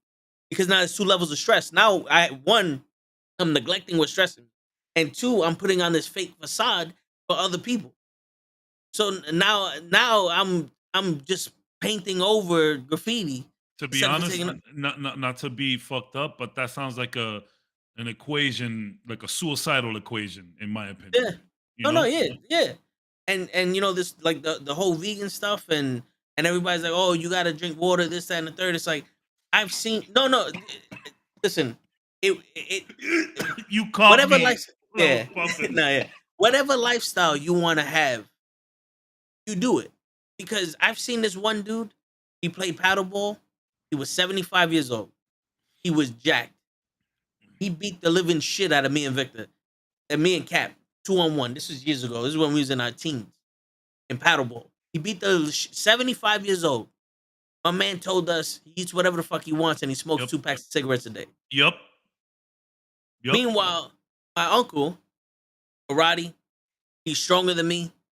He was in better shape. He could run faster than me. Like, if me and him stacked up, we put the numbers up, he beat me in everything. Massive heart attack. Guys. You know what I'm saying? It's like, my grandfather, he used to drink a lot and all that other shit, lived until he's 80. So, it's like my uncle always said, you go when it's your time. So I'm not saying to be like fucking, irresponsible. Careless. Yeah. Yes. But I also think that what works for you works for you. Yep. And I'm not going to allow someone to tell me how to do things. Like, I looked up so many different ways to get this podcast more reach. And every single thing that they said, I'm like, that's bullshit. There's no fucking way that you did what you did and it popped off. You paid for this. I'm convinced everyone here is lying just so they could sell their own thing. Like, I was thinking on the way home. It's like, if, I start working out, I get in better shape. People are like, oh, why don't you teach people how to work out? I was like, I can't teach people how to work. Because that's all it is. Anything you want to do, you just got to put the work into it. Even if you do it wrong, doing it wrong beats not doing it. Facts. So now you're going to tell me that you did this simple trick and you lost 400 pounds. It don't work that way. It don't work that way. Like, you can't just gain thousands of viewers overnight and followers off of one video. I know, because I have multiple videos with thousands of views and maybe 2 subscribers from those thousands of views. You know what I'm saying? Yeah. It's like, so to me, I think my biggest belief is, unless you're doing it yourself, what they're saying is bullshit. I think I forget the line now, but Jay-Z said is, everybody could tell you how to do it, they never did it. Yeah. Like, it's the truth. And going back to the healthy thing, obviously, you believe what you believe. I believe that you got to do, you got to do something, but yeah, don't stress your life over it. There's people who have a almost sadistic routine to them, where it's like, man, if you just had a cheeseburger once in a while, you'd be okay. Like, and I have a friend who has thyroid cancer, and obviously the word cancer, freaks people out. Of course, it's fuck cancer, right? But some cancers are more serious than others, right? Yeah. And my man just got thyroid cancer. Nowhere. Had thyroid cancer for 1.5 years, 2 years. Didn't know what it was. Thought it was just coughing and just, thought it was, finally went to, checked out a few people. Some people were like, yo, you're fine. Finally went to the right person, was like, yo, you got thyroid cancer. And by the way, your thyroid is not in your thigh. It's right here. It's right here. So my dude goes, yo, like, I don't eat like garbage. Take care of myself. I don't smoke cigarettes, weed, none of that. I have smoked cigarettes from when I was like 14 years old. So, like, there's been some on and off periods for sure, but up until like maybe 2 years ago. You know what I mean? That's a long time. And I don't have that. I'm fine. The video game podcast that I watch, this my favorite video game journalist, his brother just found out he had cancer. 2 weeks later, gone. Healthy. Don't eat no McDonald's, no bullshit. Constantly working out. Just boom, cancer. Done. Like, what? And it's like, I'm not trying to say not to live your life healthy. That's not what I'm saying. What I'm saying is that you could be as healthy as an ox, and when it's your time, it's your time. Yep. It is what it. People don't like hearing that, but it is what it is. But that is what informed my on the fact that we part. Yeah. Part until you no longer required. I had an ex from New York who told me the story about her grandma. Her grandma was in the Dominican Republic. Her grandmother used to smoke a pack of cigarettes a day and drink Hennessy all day long. This lady would fall asleep on her bed with her Hennessy so the uncles and the nieces and nephews won't take a shit. She lived until about early 90s. You want to know what took her out? One day they were driving in the campo, in the countryside, to go visit some old family members that still live that life, and they had to go up a mountain in the car, and the elevation made her heart stop. Damn. Like, if she never took that trip, she's probably still drinking and smoking. Now, granted, I know people that have smoked and there's effects. I know a girl from here in Florida that, her mother was like bad. Like, her mother was like decaying. Like, she was losing, fingers, she was losing toes, and she just kept smoking. She just didn't care. But still, homegirl made it to like 85. You know what I'm saying? Like, and then you got these, and then that's another thing. You got a lot of these, healthy folks. It's like, I'm not trying to get political here, but the whole vaccine thing is crazy to me, because it's like, you got a motherfucker, I'm not taking that vaccine, and then shoots up steroids. like what? Yeah. Like, what? Yeah. So it's like, I know people who take shortcuts to their health, and that's just as dangerous. Yep. I mean, like, women and men too. They'll get the gastric bypass or whatever they call that shit. They work out for 3 months. They get the surgery. Motherfuckers lost 50 pounds in a year. They look great. You don't know what happened, but you're risking your life in that fucking operation. Like, you the same risk someone takes eating McDonald's every day, you take that risk sitting on that table. And then it's like, okay, well, a lot of people come out of this just fine. Well, yeah, a lot of people eat McDonald's their whole life and make it to 90. So it's like genetics plays a big role in health. They don't just hand that surgery out, right? No, yeah. You have to pass physicals before. But also what they do is they go, we're gonna put you on this strict diet. If you start losing weight, we're not giving you the surgery. Yeah. And it's like they give you like 2 different options. And if your body, doesn't work with what they give you, then they go, all right, we're gonna give you the gastric because your body's not responding to this. But if it does, like, yo, you're just being lazy. Yeah. Like, I'll fucking lose some weight, bro. Diet. Yeah, you know what I'm saying? Yeah. Cosmetics is the only surgery they'll hand out. Yeah. But yo, you ever heard of CT Fletcher? Yeah. So when me and Cruz was working out, hard, I would. That's the Bible. That's the Bible right there. He's the OG. And one of the things that he said that always stuck with me, that I kind of knew, but it didn't hit me until he said it, was your body is your personal trainer. When you're doing something and your body's responding to it in a good way, keep doing it. Yep. If it's responding in a bad way, stop doing it. So if you're doing a lift a certain way and it's like, yo, this don't feel right, stop doing it. Even if you're doing it wrong, like to something, like we had this OG in the gym, he was brawling, and I would have to do my back rows a certain way because I had 2 shoulder surgery. Mm-hmm. And he's like, yo, you're doing it wrong. You got to do it this way. And I told him, I said, I got 2 shoulder surgeries. I have to compensate for my shoulders. I can't rotate my shoulders a certain way until, because then I'll hear pops and shit. And he didn't want to hear it. I'm like, yo, bro, stop fucking talking to me. Yeah. Like I had to say, like, stop fucking talking to me. And I just did it my way. But it's like, people don't realize that I've taken multivitamins. Like, he's seen it. I take 8-9 vitamins a day. Just like, yo, I want to try to get healthier.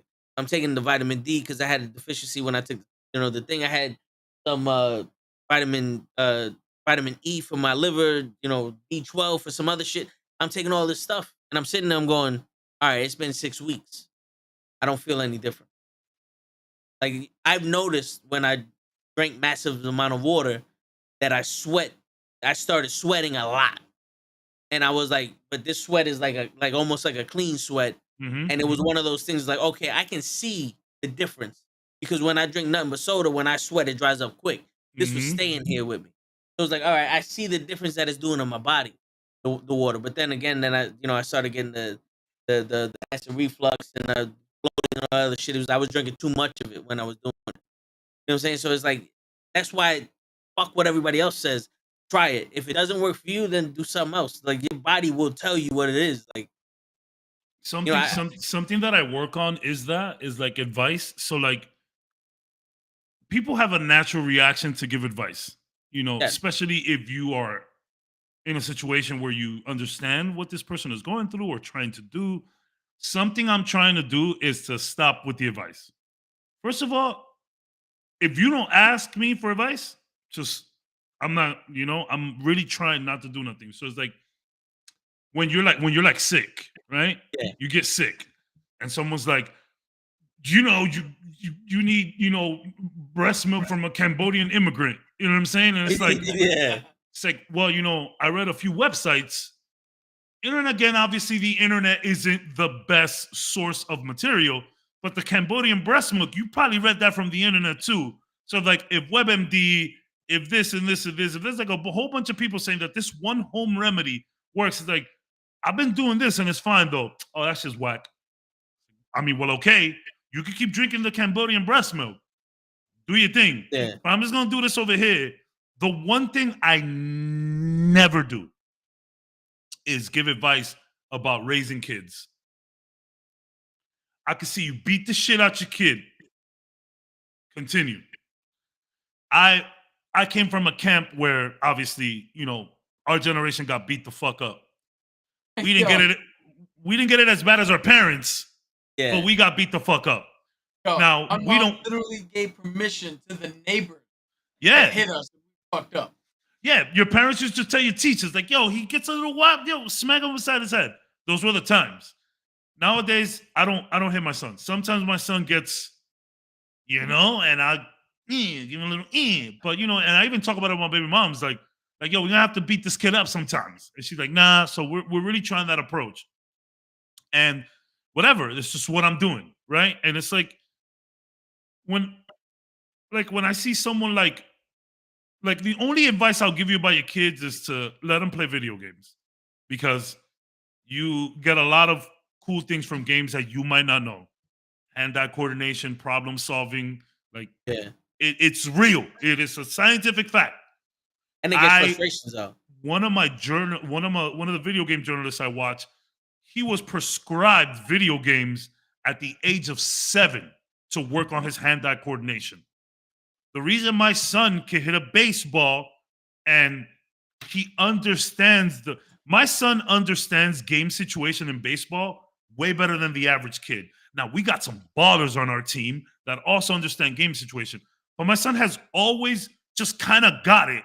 My son knows, yo, ball here, throw there. There's still kids in his age group that are like, I don't know, I got the ball, I just don't know where to throw it. My son knows where to throw it. Game situation. And that's because when he was 4 years old, he was getting 5 kill streaks in COD. I got the video. My man's just blasting. He's 5, maybe 4. I got a video of my son. He's 4 years old doing a double sniper headshot. What? Yo, nasty. So it's like, that's the only advice I give. Let your kids play games. But I try not to give advice for that same reason. Like if I see you in the gym and you're fucking up, hey, whatever. I got shit to worry about.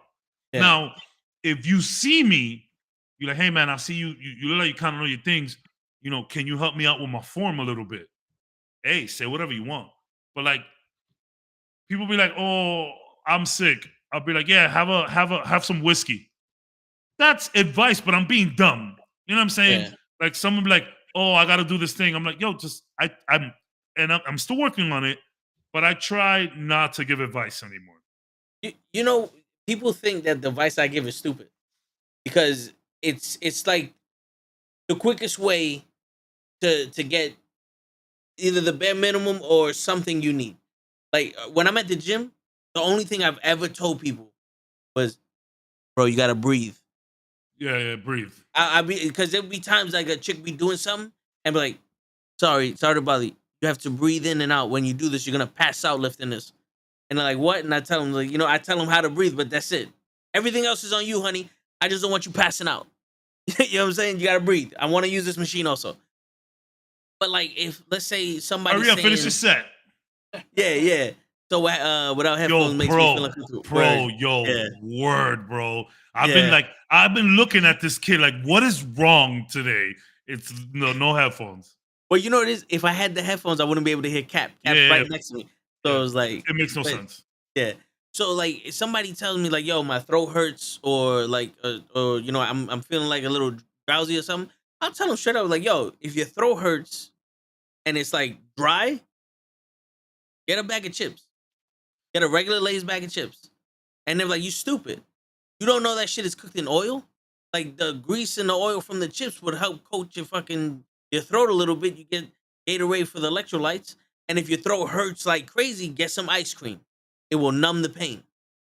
And people think I'm stupid. And I'm like, I don't know about you, but there isn't a pharmacy where I live that's like, where I can get something just for I can't just get antibiotics. Yeah. I gotta make it happen somehow. Yeah, it's like I got $5. The medicine's $8. The bag of chips is $1. I'm gonna get the bag of chips. You know what I'm saying? Like I would not do that, but if it works for you, it works for you. Yo, listen, but this is the thing. Like you got the oil that's gonna help coat whatever the fuck. And if you have anything cold, that's gonna help. Like it's like icing your throat. Yeah, it's icing your throat. But you're making it delicious at the same time. To be 100% fair, if you're in a situation where your throat is to the point where, like, maybe drinking water is not gonna help, or eating a bag of chips, why the fuck you asking us for advice?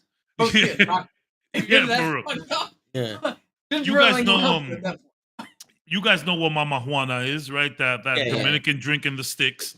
Like that's where this came from. That's where that comes from, exactly. So you get. My brother told me this one time. He was like, "Yo, I was a little sick. This was when I first moved to Florida. I live with my brother, but this time it was just me and him in the house. Like, there's no mom here. You know what I'm saying? So I'll get a little sick. He goes, yo, take a shot of Mama Juana every hour. I'm like, I'm sick. I'm not trying to party. He was like, trust me, bro. And then when you're done, after 3-4 shots, then you drink yourself a little hot tea. All right, but I did it. Yeah, I woke up fine. I was like, wow, that was very effective. Now you say that to someone else, they're like, I'm not drinking, so I just don't say nothing. Yeah. And then, funny enough, do you guys know what a hot toddy is? H-O-T, hot, T-O-D-D-Y, a hot toddy. A hot toddy. It's in an Usher song, so I've heard of it. A hot toddy is essentially tea mixed with whiskey when you're sick.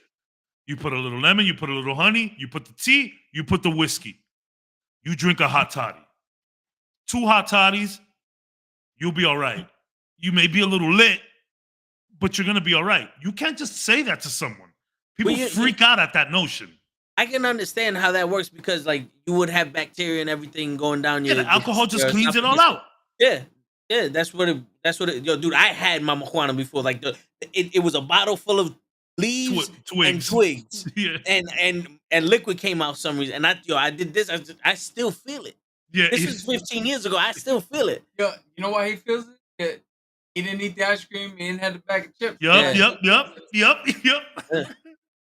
Yo, I just want to point out, though, before it gets too far out, I just want to point out that when Kohi was talking about there's 2 different types of fats, fat you can see, this motherfucker pointed at me.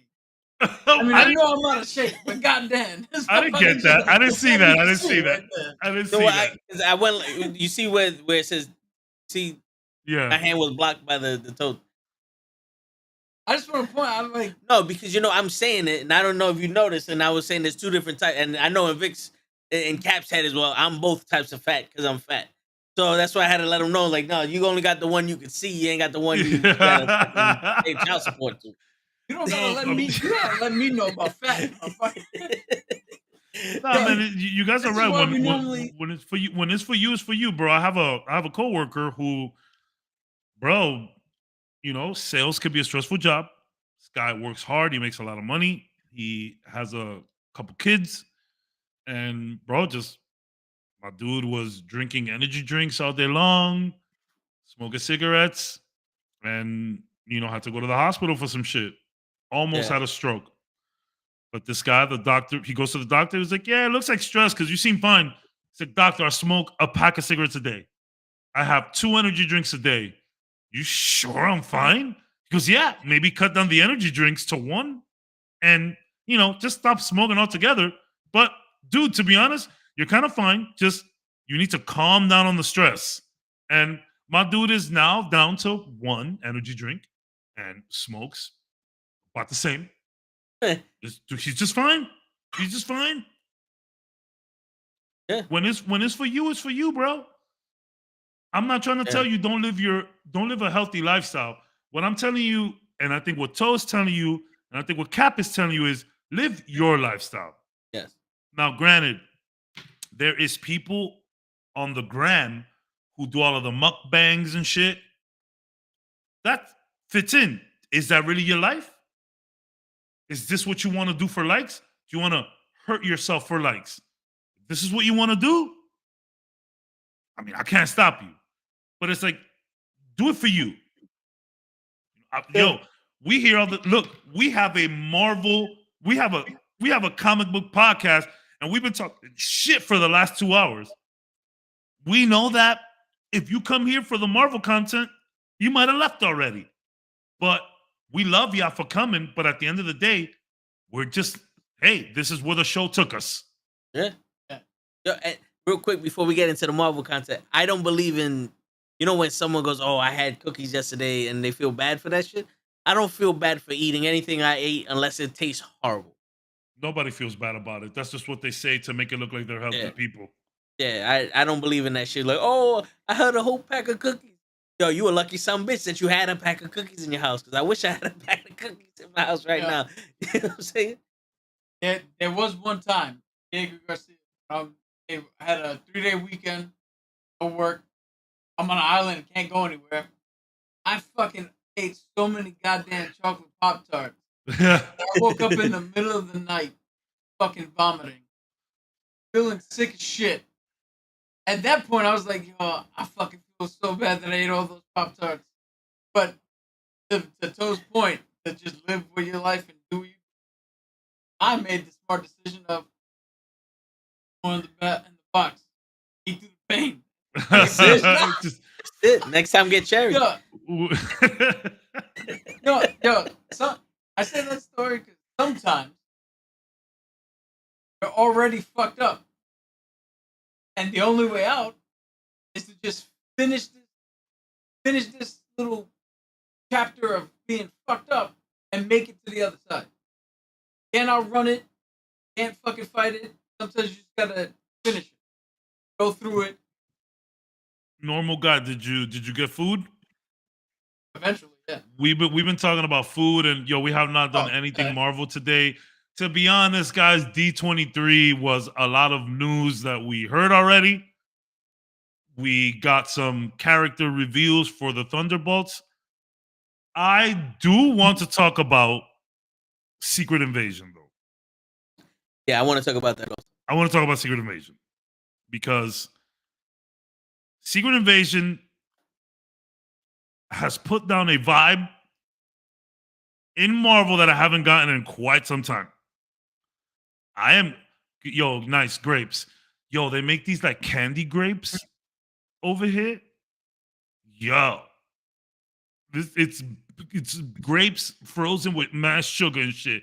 It's like the powder of cotton candy over grapes frozen. Yo, son, that is one of the craziest things I've ever had. Anyways, so Secret Invasion. Secret Invasion is giving me some crazy Winter Soldier vibes. I'm getting these like Rogue Fury vibes. Is Fury a Skrull? Is Maria Hill a Skrull? Is Rhodey a Skrull? Who is a Skrull? We don't know who's a Skrull. Yeah. I'm digging the murder mystery, political Winter Soldier vibes. Hard. And the internet is like right there. I saw comment after comment. Yes, Marvel. This is what it is. Marvel, where has this been at? Let's move on from all of this goofy shit, Marvel. Back to this. Yo, this seems What are like your guys' the thoughts? This seems like the darkest and most serious shit Marvel has ever fucking done. In a long time. In a long time. Maybe ever. Maybe ever. Dude, it's funny because Fury doesn't have his eye patch Yeah. in some of it, but he does have part of the trailer. He doesn't have his eye patch. Other parts he does have his eye patch. I don't know if that's gonna be a tell or who or what's what, or if that's like a message within in itself. Yes. This is giving me like everything is a fucking message to the code. Yeah. And you gotta, if you're not paying attention, you understand it, but you'll miss how you could have got to the 4 steps earlier. He's talking to Kenny. He's talking to Kenny. Cap is right next to me. Yeah, we had some technical difficulties today, and we're just slugging through it. Due to the technical difficulties, we kind of made like a kind of chill episode. We're gonna talk some Marvel. Yeah. To be honest, D23 wasn't that great, but there was some cool shit. So we kind of talked shit for an hour and a half, and now we're getting into it. But I agree with you 100%, Cap. I watched this trailer 1,000 times. And one of the things that stood out was when dude stands up in the restaurant and all of those other people turn into Skrull, turn into the same person. Yeah, that bugged me out. I was like, and then Fury is seeing Rhodey, and Rhodey got security. Like, they patting people down. Like, Nick Fury is talking to Rhodey like he's gonna go talk to a consigliere, bro. Like, bro, like they're patting him down. There's no one in that restaurant. I would love if 5 minutes before that, Rhodey just said, everybody, gone. Like, what's up with Rhodey? So I've heard a description in the actual theater that they showed the trailer in. They preluded the trailer with that scene. And there's an extra part that I would love to say, but toe tags doesn't like spoilers. So I can't say it with him sitting there, and I can't tell him to close his ears. Say it. So, alright. So they showed like 5 minutes of that scene before they showed the trailer. And in that scene, the description I heard, and it came straight from somebody who was in the room. But Nick Fury sits down and looks at Rhodey and is like, how much do you know about your security? Yes. And that part's in the trailer. Yeah. What's not is when Rhodey turns around and goes, oh, you talk about Skrulls? Yeah. They clued me into that 15 years ago when I first went in. So, okay. So that's what I wanted to tell you, Cap. That's what I was going to ask, Cap. Are you going to be okay with people that have been Skrull all along? Are you going to be okay with that? Both of you. I've read Secret Invasion. Yes. Yo, has anybody seen Babylon 5? No. Babylon 5. So, Babylon 5 is a show kind of like, it's a mix of like Star Trek and Star Wars. Okay. And they had a thing where they had a group called Cylon. They were like fucking robot people things, right? And towards the end of the series, it seemed like every fucking person was a Cylon.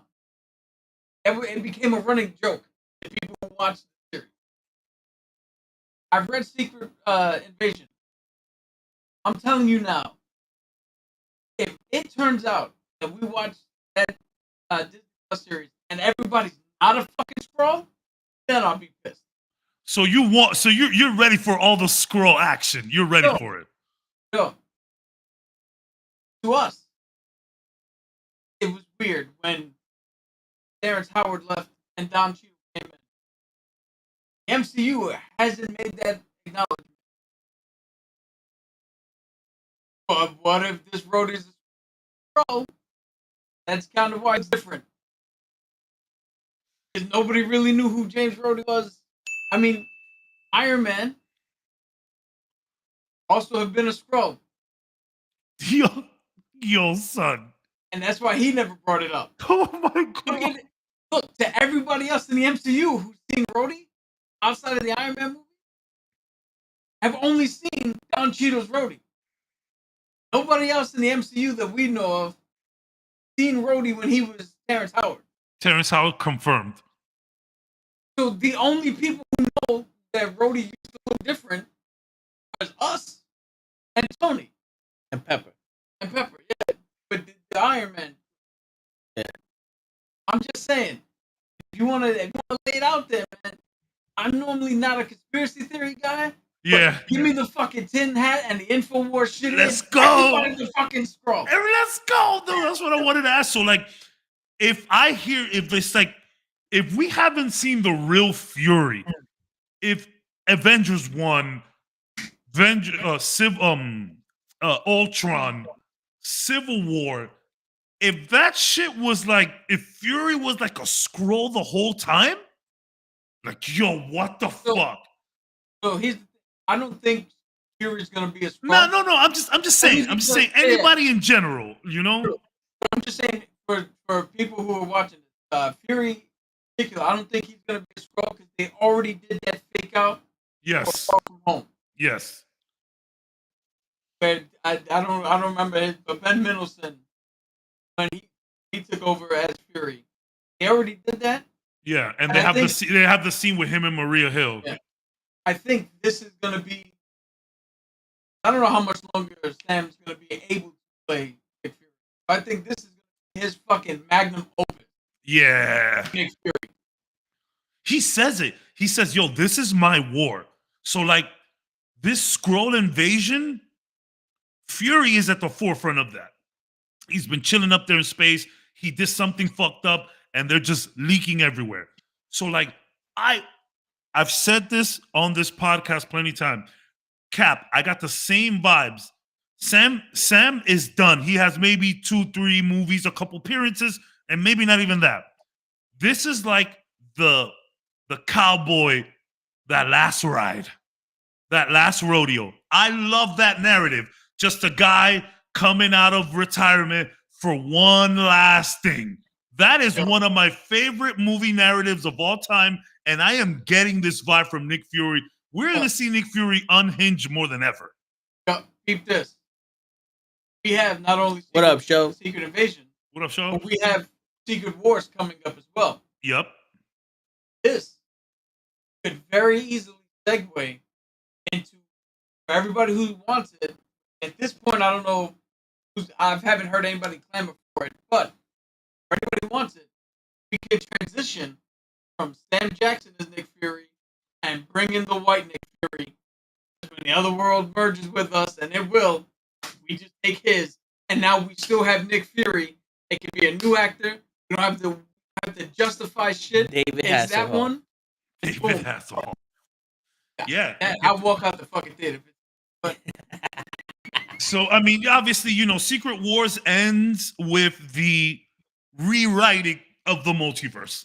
So, which is essentially what they're going to do. So, this guy, Ryan Airy from Screen Crush, theorized, he goes, yo, what if they're not letting us know any X-Men information and just dropping tidbits here and there so that when Secret Wars is over and they restart the multiverse, phase 7 would be the mutant saga.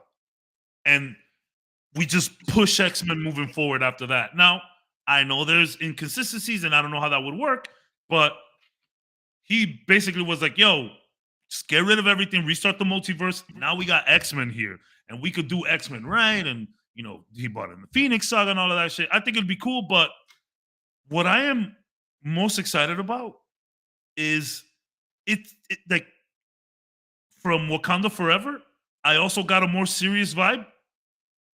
Hopefully we can, hey, I get it. We had Thanos, we had the snap. Maybe I thought it was a good idea to try and make us laugh after all of that. Y'all just ended up making us realize that Thanos was right the whole time, you know? So like, let's get back, man.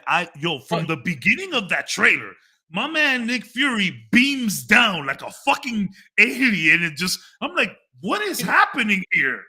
You know what's great? I actually gave that theory thought. Now, me and Cap had a conversation about the way I view wrestling, and I decided to try a different angle of how I'm viewing it. But now imagine if you change the way you view the way the MCU's been lately, the vibe that they give you through the movies, where it's like everyone just came back from a snap, right? Half the universe was gone, now everybody's back.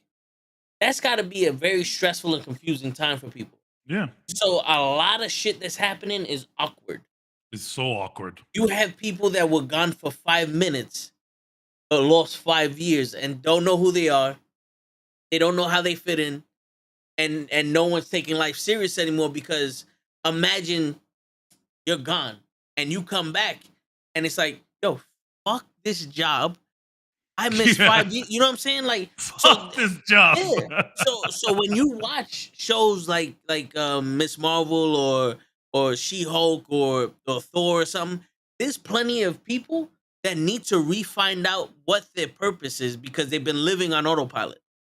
So to get these lighthearted movies or shows where it's not as serious as it was, kind of makes sense for the type of person you would be, because imagine like us, let's say we were still here for 5 years and we had to live in that agony of half the universe is gone. You were gone for 5 seconds to you, but you was gone for 5 years, and now you have to catch up on everything. The way we vibe with each other is gonna be completely different now. It's like, yo, I spent 5 years without you, and you're like, but bro, it's been 5 minutes for me. You know what I'm saying? So you think Kevin Feige's in the studio like, God damn, these people are such idiots. Like, of course it would be goofy nowadays. We just snapped everybody back. It's weird. It's bizarro world. Yeah, what I think he's doing is doing what's called like a reset, like a soft reset. It's like a neurological reset, where it's awkward because we're getting basically a start over, and we're introducing all these new characters to you, but we can't introduce them to you the same way we did the other ones, where it was like, you guys, we know who these are. These are epic origins. Now all these origins are quick, and their lives are crazy. So what you're saying is that you love Thor: Love and Thunder now? No, fuck, no. That's not included. That's Are you not gonna rewatch it on Disney Plus? I would, but that's not what I'm talking about. Yeah. Like, because think about it, because when we saw like the Hulk, right? If we're gonna introduce the Hulk from Edward Norton or the David Banner one, the leader, like they show the origin, they show him like adjusting to it, everything's new, blah blah blah. But when you do Kamala Khan and She-Hulk, it's boom. Now she's Miss Marvel. Now she's Hulk. The biggest problem we have is, how are they living lives now? Yeah, adjusting to there was a snap, and now you have to be a superhero. Everyone's a superhero already. That's like if you've been training to be a boxer your whole life, and now, yo, half the boxers are gone. We need boxers. You're a boxer now, and then when time comes, you're getting a title shot. You're like, fuck it, I can step up. Everybody else is stepping up. I got them. You know what I'm saying? Like everybody else is stepping up. Let's do this.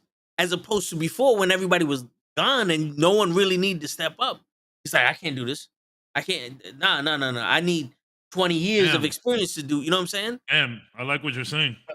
So when She-Hulk is sitting there going, well, I gotta be She-Hulk because there's 18 other fucking mutants out there. I'm not the only one.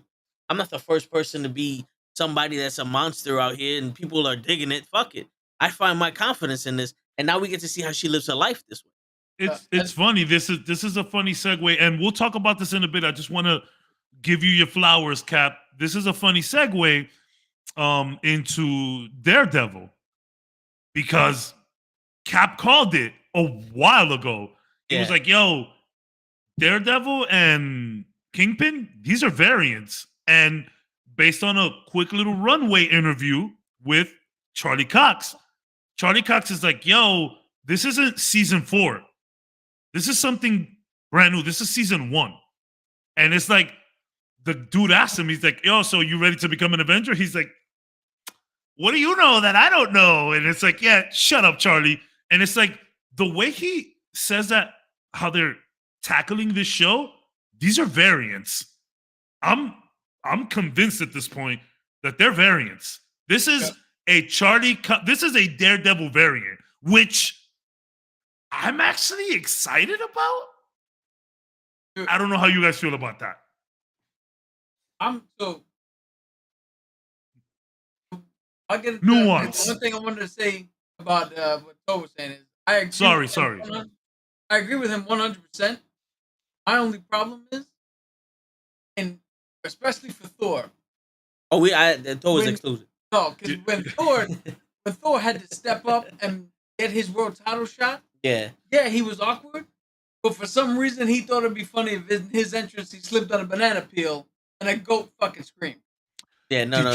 Did you guys see the? He fucked up Thor. Did you guys see the deleted scene of how he gets Thunderbolt?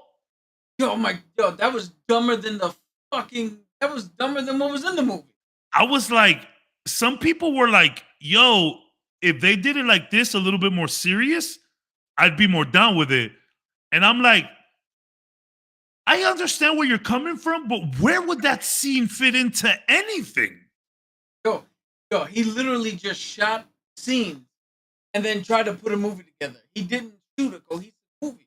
Yeah, like, and look, I agree with people saying, yo, that was, although it was a funny scene with Thor and Zeus, it did feel a little bit more serious. And I'm like, I agree, but where the fuck would that fit in? Bro, so you gotta watch that. That deleted scene is taking it out of the movie, in my opinion, was probably one of the coolest things that they did, because it just wouldn't fit. Like, but on the flip side of that, I feel like if you make a movie where that scene fits, we might have something completely different.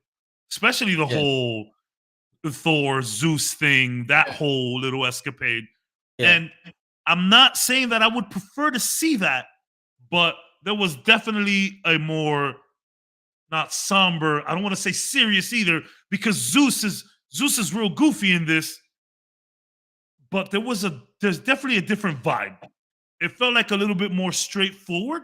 It was a little more of an adult tone from Zeus. Exactly. It was more of a conversation. He was still a jackass, but he's like, all right, I can see this dude, why he's the leader of all gods. He had his Odin, his Odin Asgard is a people speech with Thor, which I would have appreciated more moment to moment stuff like that in Thor. I would have definitely appreciated that more without all the spectacle. But I back to Toe. I didn't want to go off to Daredevil, but I do like that idea of like, and we're excluding Thor, but maybe, and I think Cap said it, Toe said it, I said it, even Les said it. Things were definitely weird from the beginning of this phase. There was COVID stuff and a lot of things were weird. Maybe this was just a transition period that they wanted to just, here, take a bunch of shit while we figure it out. And now they get a little bit more serious again. I don't know. I've definitely said my piece about phase problems. But to Cap's point with the whole COVID shit, you got to remember, they literally had to shuffle around the order of how these shows and movies came out. If they had come out originally as planned, maybe we're seeing the through line. But it's hard to see a through line when this piece is now this piece, and then this. It's like Hulk explaining, your past now becomes your future. Blah blah blah. It's hard to see. And, to be honest with you, also, when they got everybody back, it kind of was like a stress relief type shit. Because if you notice, a lot of these characters now have this fuck it vibe. Like the only character that didn't have a fuck it, it's whatever, I'm chilling vibe was Spider-Man. All of Spider-Man was shit, I fucked up, I need to fix it. where like Doctor Strange, when you know the multiverse of madness, never once was he like, shit, I fucked up. It's always like, oh well, you know, we're in another universe. There's got to be another me over here. It's easy. We'll fix it. We'll fix this. We'll fix that because the snap and the Infinity Rings, we fix that. We can fix anything. And I think that's the type of mentality the characters need to have for when they fail, for when Kang comes. Yes. Because they definitely need that point where it's like, we're up here thinking that we're the shit and nothing can phase us, and then someone up here comes up and goes, and sweeps the leg. Somebody comes and sweeps the leg. Yeah. Speaking to that point, good point. For anybody who wants to know why two Avengers films, but down the pipe and not one coming up sooner, Kevin Feige has confirmed there are no Avengers at this point in the Yeah. The Avengers has disbanded. There's no Avengers, leading into why I think the Thunderbolts are being formed and are going to take over. And we get a Thunderbolts movie where normally we get an Avengers movie. Yeah, 100%. And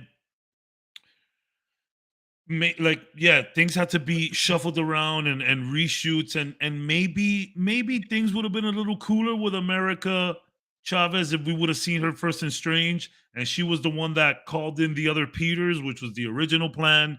And you know, maybe the Wish stuff would have been a little better. I saw the explaining of the Wish. I saw the post credit, well, that extra scene, and you know what it gave me? Have you guys? I'm pretty sure you guys seen The Craft, right? Yeah. So you remember that spell, by the power of 3, make them see? Yeah. That's the vibe that I got from this spell. I don't necessarily think it's like an erase spell. It's like, yo, just whenever you see Peter, just don't worry about it.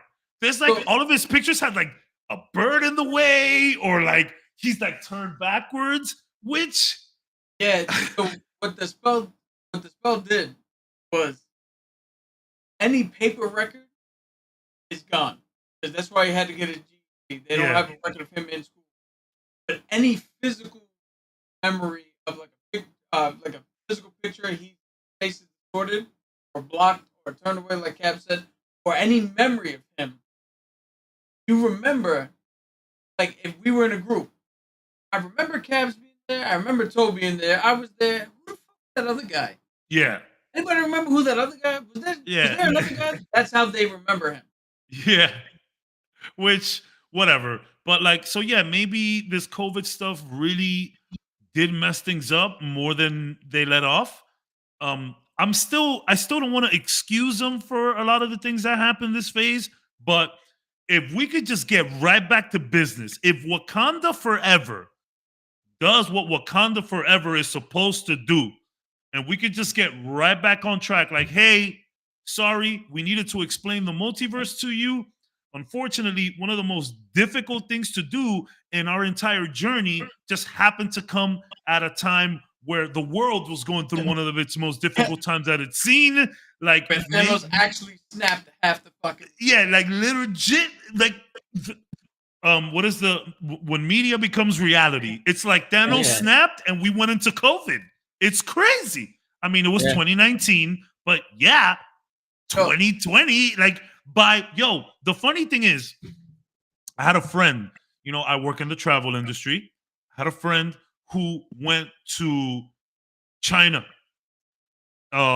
November 2019, comes back October 2019, comes back with the craziest cold ever, and bro demolishes our entire floor. Bro, my vice president at the time, the vice president of sales at the time, was writing emails to people like, guys, I can't have you calling out. This was way before work from home was even a thing. This is 2019. He was buying emergency packs. He was buying NyQuil and just putting it on people's desks. Like, I need you guys to take calls. And I promise you on everything, we had a corona outbreak in the job and we just didn't know it. Some people were fucked. I had a homie that sat next to me. I'm not trying to say no names. This kid had to go home for the week. My dude was KO. Like, I called him. I heard him in his voice. Yo, I don't know what the fuck. This flu is crazy. It was COVID. It had to be. The way our floor got demolished, no doubt in my mind that's COVID. Yeah, man. Yeah, bro. I swear to God, it's funny. I didn't get it. I was dousing myself in Let me hand guess. sanitizer. Ice cream and fucking and chips, right? chips and hot toddies. I'm a one. Son, every time I would, so I even before hand sanitizer was a thing, I'm addicted to hand sanitizer. I like my hands clean, you know, especially after like eating, you know, you dapping people up. Sometimes people put their barbecue sauce on their hand, on your hand. I'm typing all day. It's sticky. I don't like my hands to be sticky. If you want to torture me, tie me up and dip my hands into dish grease. I will give you any information you want. Anything you want. Don't tell me secrets, because if they put my hands in grease and like, you know, that nasty dishwater grease. Oh, Yo, so I'm Kev, constantly. If you see the little fucking jigsaw puppet, run, bro. 'Cause I know exactly what trap you're gonna get. Bruh, I already know. They're coming for me. But look, your son, so like every time I sanitize, I would sanitize and I'd do one of these. My mom always told me, you know, put a little under your eye, put a little in your nose, and then just boom. Say, yo, you got a beard. Mad bacteria here, bro. It's like, look, it might not be great for your beard hair, but clean that shit up. So people will always make fun of me that I'm here, that yo, why you freaking take a shower in with you know, hand sanitizer? I'm like, yo, entry points, bro. Entry points. Trying to clean all of it up. And then when the floor gets ravaged, you see everybody fucking, yo, do what John does, do what Cabrera does, do it all. Yo, son, I have people sick next to me, here, in front of me, behind me. Like, son, it was crazy. Yes, I do the same thing. I got some little products there. The product my son uses for his hair, I use on my beard, bro. And I don't have a beard, but I got something, right? So, bro, so maybe in a way, COVID really bothered. And I mean, to be honest, I'm not defending the MCU. Granted, we have some great projects. Out of the TV shows, we have some really good shows. Yeah. Some of them didn't hit, but I mean, is it that bad? She-Hulk is riding a funny wave for me right now. Yeah. She-Hulk is. And I'm getting to a point with She-Hulk. I think it's because it's a half hour long. I think so too. I don't think. Well, maybe for you it's a half hour thing. For me, I don't understand it. It's supposed to. How many times they say it's a legal drama? We're barely in the fucking. Yo, I'm sorry. I don't want to go off on a rant here. Go ahead. That's what we do. You can't as a lawyer, fuck being a She-Hulk, as a competent lawyer, you can't get a judge to agree that this dude willy-nilly sending people into other fucking dimensions is not fucking correct. You can't get an injunction on that? What the fuck is that? Plus, why are you going to the legal system? This is the magic shit. Take his fucking sling ring. He can't take it from you. And then, sorry, I don't understand this. The whole dating shit. Tatiana Maslany is not a fucking ugly woman. She is fucking gorgeous. And to sit there and have everybody look at her like she's trash, and then the one dude gets the fuck She-Hulk, comes out and is like, oh, who are you, Jen? I'm gonna back out of here. What the fuck are you backing out? I took that. Wait for her to turn into She-Hulk again. What the fuck is going on? I took that a little different. I took that as, I think whether she was Jen or Hulk, my man was just trying to get a smash and goodbye. That's how I took that. Yeah. It was just a one night thing for him. He was nice. He got the buns and then moved on. That's how I took that part. I don't necessarily think. I think if he would have woke up and she was She-Hulk, I think he still would have rolled out. That's how I took that. I think the rollout would have been different. If he woke up and She-Hulk was still there, and she's like, "Oh, I made some eggs or something," he would have been like, "Cool, can I take some to go? I gotta go do a doctor thing." Yeah, She's it would like, have been "All right." different. It would have been But different. like, It would have been but different. for him to come out and like harshly be like, "Oh, you're like this," that's how I took it. You're at the club, you see this chick, she got her makeup on, her head, and you're like, "This bitch is bad." You go back to your place, you do whatever. In the morning, she don't have no makeup, her hair ain't done up, and you're like, "I fucked up." That's how I took it. Yeah, That's no, how well, and I'm sitting here yeah. like, I don't understand this because the only thing they did to make her different than She-Hulk is her hair's curly. And I I mean, don't fucking get it. clearly, the joke was that they are more into She-Hulk than Jen, and yeah, Jen is gorgeous, but Again, it's douchey guys. Yeah, I get the joke. I get the joke, but this is the first time. This is the first time I've actually felt like, oh, they wrote this for somebody else. They didn't write this. But I'll tell you this way. Remember, I was saying that I didn't feel like I was going to connect with Miss Marvel. yeah. I was like, oh, this is for teenage girls, blah, blah, blah. Oh, I connected with the family dynamic. I connected with her friend because I'm just like her. I'm two parts of the world. Nobody gives a shit about either part of it. Yep. So I found ways to connect. She-Hulk, I'm watching. This isn't for me. That episode wasn't written for the normal dude who would have sat there and been fine with just Jen. Like, if I went on a date with Jen, I'd have been like, yo, I hit the fucking jackpot. So it's not written for me. It's written for all the women who had that experience and all the guys that are whatever. Some douchey idiots, yeah. And I'm sitting here like, this is cool and all. But you gotta, it's weird. It's like, you gotta pick a side, Spider-Man. Like, remember what Dr. Strange said? It's like, you can't live two lives. Yeah, I think this is what she's learning, though. But that's the thing about her character. You know, from the comics, she was actually able to live those two lives until she was like, you know what? I'm just going to rock out as She-Hulk. So I think we'll get there. But this episode was, like, to me, I took this as a bad dating episode. And I liked the episode, and it was funny, the whole Donnie Blaze thing. Ha ha, ha ha, Marvel, ha ha.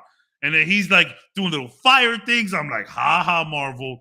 And then you got the drunk girl Madison with a Y and two N's, but you don't know where the Y is. Hey, if my man Wongers is hitting that, yo, congrats, Wong. You deserve it, bro. Congrats, Wong. You deserve it. Nobody deserves more than Wong to get a little something on his side, bro. So, but then she says, oh, I went to a demon dimension and I made a deal and I can't say nothing. Mephisto confirmed. Now, you know what I'm saying? So, like, you know, I'm just being okay, new rock stars. I'm just being stupid. But this episode was all over the place, in my opinion. It was a lot. It was a lot. I'm gonna say it right now. The reason that I'm even upset is, again, fucking up. First off, the only reason it seemed like Juan gave a shit is because this girl fucked up the Sopranos. Yeah. Which, like, I get the writers wanted to make it. I get the fact that if you come into Hulk's world, you have to be a lighter-hearted version of yourself. I get that. I'm fine with that. I'm fine with Wong and Madison, all that. I'm fine with Wongers, and I'm cool with all that shit. But I'm not cool. You had to fit him in a way that diminishes him. Meaning, even if the only reason he gave a shit because of the Sopranos thing, like I said earlier, you don't fucking portal over to him, take his fucking sling ring, slap him in the face, and walk the fuck home. Because, and the only reason why my whole thing is, I'm like, why don't you just take the ring? And I'm not saying I dislike the episode. I like the episode. There were some fun moments that I'll talk about, but yeah, just take the ring. I'm gonna say I don't like the episode, and I'll tell you why. At the end of Doctor Strange, Baron Mordo stole the fucking wizardry and the sorcery from a man who was trying to fucking play basketball. He didn't do nothing nefarious with his gift. He just fucking wanted to live his life, not in pain, not crippled by anything. He wanted to play basketball, and this motherfucker came in and took it from him, saying that the bill comes due and you're wasting fucking power. But Donnie fucking Darko, he gets to do whatever the fuck he wants, and we can't do shit to him because it's a comedy. We gotta be lighthearted. We gotta tell the joke. What? Pick a different subject, man. Pick a different subject. Well, here's the thing though. In Doctor Strange 1, he mentions that this dude took the power of Kamar-Taj and all that and chose to leave, and then is using the power so he can walk again. Donnie Blades, or whatever the fuck, Donnie Blaze was kicked out. So he may have just taken the sling ring, but he was kicked out. True. But to my point is, if Baron Mordo's out there trying to stop all these things, what's worse? The motherfucker playing basketball or the motherfucker sending people to Goat Dimension? Like, that's the thing about Mordo, right? Where it's like, you know, obviously he had lost his shit at the end of Doctor Strange. He's like, too many wizards, and we didn't see where that went in Multiverse of Madness, and I'm not saying we're gonna see here. I hear you, because like, Wong, just take the ring from him and it's over. Maybe we see. I feel like we're gonna see a little bit more of Donnie Blaze later on. We'll see what happens. Dude, come on. Just take the ring. I just thought of it. You know how you make that episode better? Here's how you make that episode better.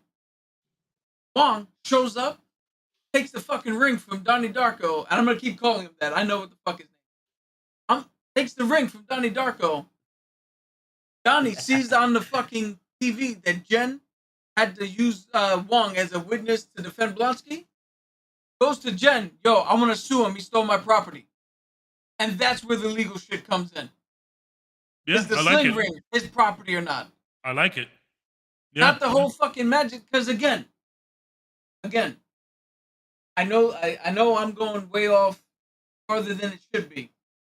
But to me, you walked into a fucking courtroom and said, Your Honor, I have to take the gun from him.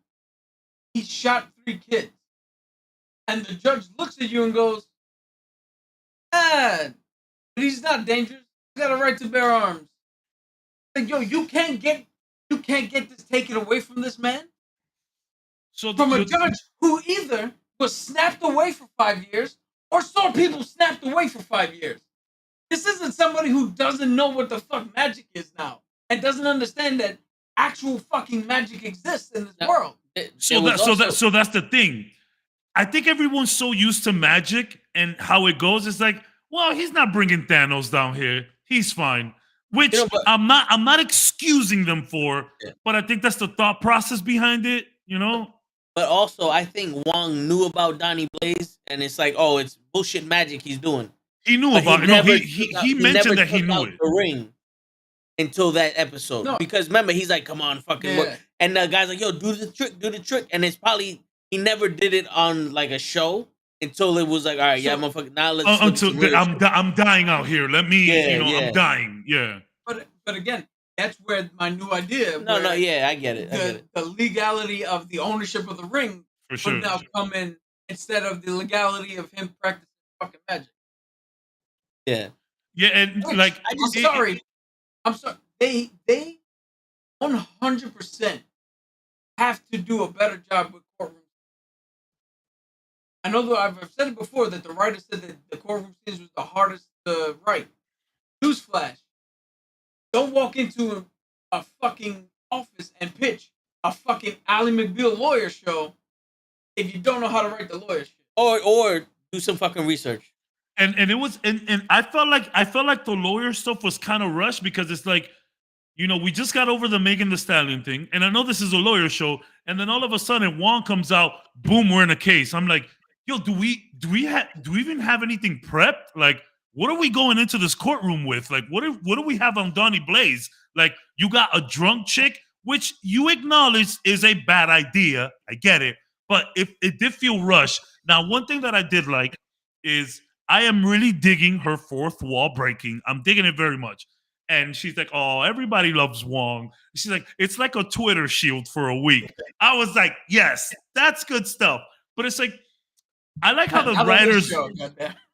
Yeah, this can only work on this show, really. But like, I do like how it's funny they wrote this show knowing they were gonna get backlash, because like they have little stabs and quips every episode towards the media and everyone watching.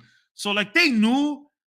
I feel like there really was just like, hey, let's get wacky. But this is, we had Thor: Love and Thunder.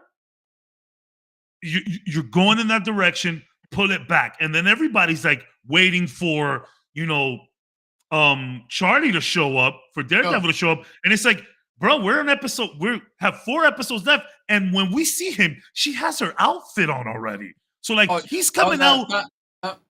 And he didn't see the mid-credit trailer. I mean, I'm not. I saw the trailer where she was standing there, looked like she had a singlet. Oh, you saw the mid-season trailer?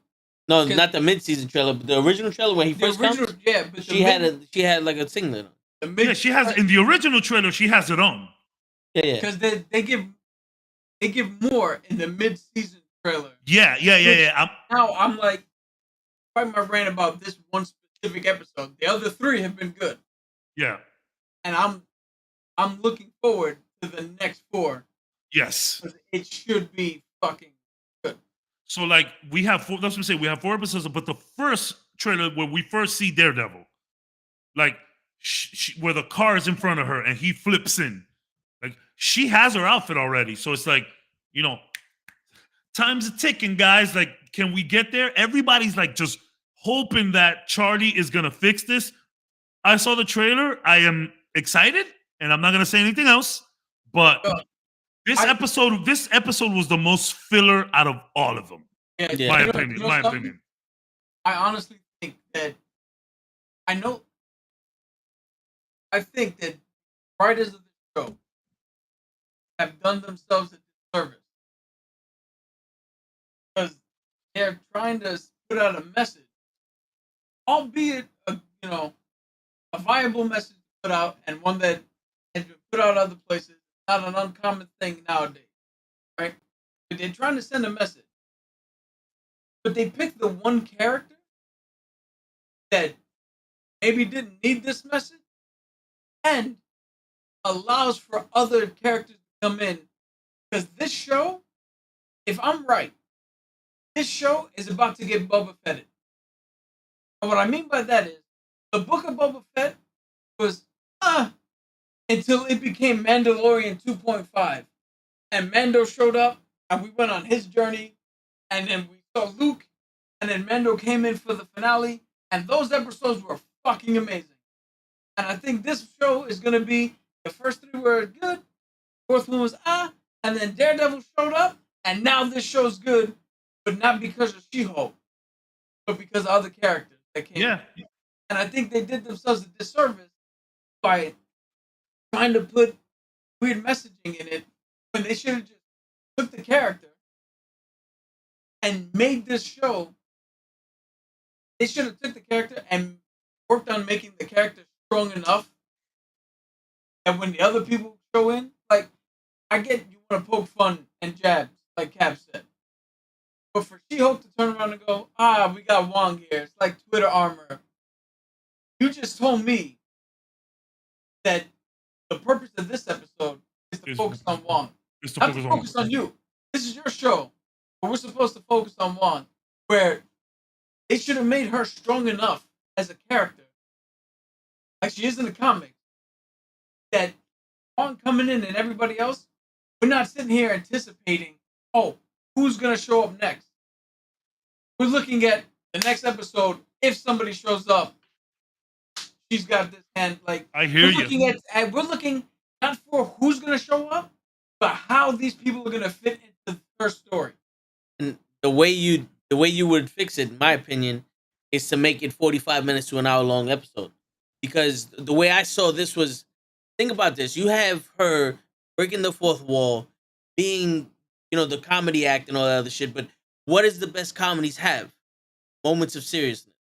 So if she would have been serious as a lawyer, like on some fucking Law and Order type shit, where the courtrooms would get heavy, but she's fucking like, oh no. I'm a funny person. Like I do all this other shit. I go date and all that, but you don't fuck up my law. Like I am a lawyer, and that's like I they would have put so liked to much see. emphasis. I would Yeah, have they liked to put see so another much one. emphasis on it, where it's like, oh no, this is a law show. It's like Kobe Bryant going, oh yeah, I'm funny and all that other shit, but I'm a basketball player. We don't fuck around on the court. In the courtroom, we don't fuck around here. This is serious shit. If they would have made the serious, the seriousness in the courtroom, and then you had this half hour of comedy shit, and then maybe 15 minutes of the serious courtroom shit, it shows one, she's a strong individual. And she knows what the fuck she's doing. Because right now, all I'm seeing is a bunch of Thors. A bunch of Thors walking around here, playing these games, winging it. And I'm sorry, if you're my lawyer, I don't want you winging it. You know what I'm saying? Especially if you're supposed to be, I'm a good lawyer. You bring in a drunk woman that didn't know she was supposed to be there with a fucking margarita when she's in the club, and it's like, you winged it. That and Madison is so comfortable traveling through portals. Yeah. She's so comfortable about it. So, and it's funny because people would hear us talking. It's like, well, did you read the comics? It's like, yes, we get it. It's a funny comic. It's a goofy comic. Although Savage She-Hulk was kind of wild. Okay, let's not forget that. But you can be a little serious in the courtroom. A lot of the shit that like was going on, I'm like, yeah, I felt like I'm like, yo, she is totally not even prepared for this case. Like, did her boss tell her to take this? Did she tell her boss she was doing this? Yeah. Is this just pro bono work for Wong? Like, yo, I would have loved it if she would have started the episode like, all right, guys, I know we all love Wong, but don't forget this is my show. Like, you know what I'm saying? And then it's like, look, we got some serious shit coming up today. Blah, blah, blah. Like, you can be funny and serious at the same time. It's possible. Yeah. I agree with Toe. I agree. Yo, I just want to point out to the point where did we read the comics? Yes, I've read them, and her most successful time, and when she hit more popularity, is when she took over for the Thing in the Fantastic Four. Yeah. Now, the Fantastic Four is not the most serious shit in the world, but if you're gonna take over for the fucking Thing and be successful at it with readers, you have to be a fucking strong character already coming in. Yeah. Like the only time Spider-Man was good is not when he was Bagman. Is when he was the Future Foundation version of the Fantastic Four, and he was already established and well ingrained. That's what I'm saying with the show. We're spending too much time. First episode, a big topic. Where's Hulk going? Or the ship with Hulk. Second episode, we find out Hulk's leaving. We do a whole thing off coming back in the second episode. Planning when's his movie coming out? When can we do it? Third episode, big thing we were talking about is the twerk scene. Not once. Fourth episode, we're talking about Donnie fucking Blaze and Madison with a Y. And now, one time have we actually sat up here and a whole discussion about the episode was about She-Hulk. Yeah. It's her show, ladies and gentlemen. Yeah. It really is. I mean, they said that it's not a cameo show, knowing that it's a cameo show, but damn, you're really making this a cameo show. Like, do we get, like, I am interested in learning a little bit more about She-Hulk. Like, Yeah. I want to see more of her. Like, I want to see her in the courtroom. And like, yeah, Wongers and all of this shit is cool, but like, yeah, let's get some Jen in there. Like, I guess we saw it with the dating thing, but I don't know. This episode just felt really weird to me. And also it's kind of like, if nothing is serious in the show, then how are we supposed to, Yeah, then we can't take anything you do. Yeah. Like I can, if you're gonna do She-Hulk and Jennifer, then it has to be some kind of battle. It can't be Bruce and the Hulk because that's a different thing, but it could be where Jennifer doesn't have a social life, right? That's what they're showing. But then She-Hulk gets jumped into this whole social life, and what they don't realize is that her Hulk is not rage, it's confidence. Which is a good message. Where now She-Hulk is overconfident. And she has to channel that confidence back a little with the She-Hulk, because She-Hulk gets her in trouble. She goes out with the wrong guy. She, oversteps her boundaries at work. Like she does, you know what I'm saying? Where it's like, we need something that's going to be like, you were good enough the way you were, but now you're over too much, Like imagine you would have seen an email that said, "Hey Jen, I understand you're excited. Hey She-Hulk, I understand you're excited, but please refrain from dancing in your office." Like, you know what I'm saying? Like, that would have been fun. Yeah.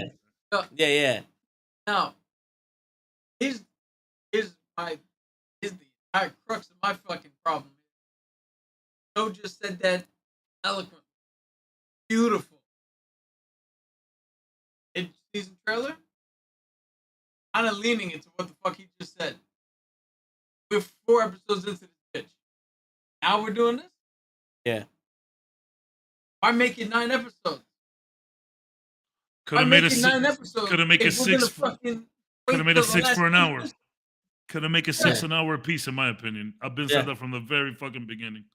I dig the hour episodes. I dig the hour episodes too. Yeah.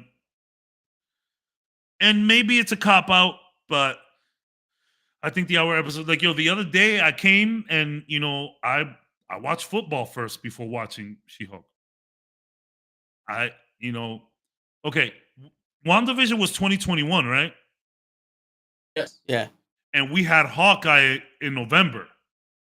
Yeah. I get it. I get that it was Wednesday. It being Thursday now, and with Thursday night football, so this is unfair, but...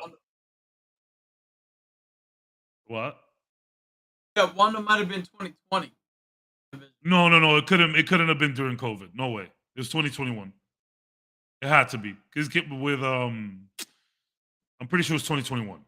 Yeah, so we got WandaVision, Loki, Cap, and the Winter Soldier, and Hawkeye all in the same year? It was like back to back. It was back to back, and then it was back to back, and then we had a break until Hawkeye, which was in November. Yeah, them shits was back to back. It was WandaVision, then Cap, then Loki. Boom, boom, boom. And then we had Hawkeye.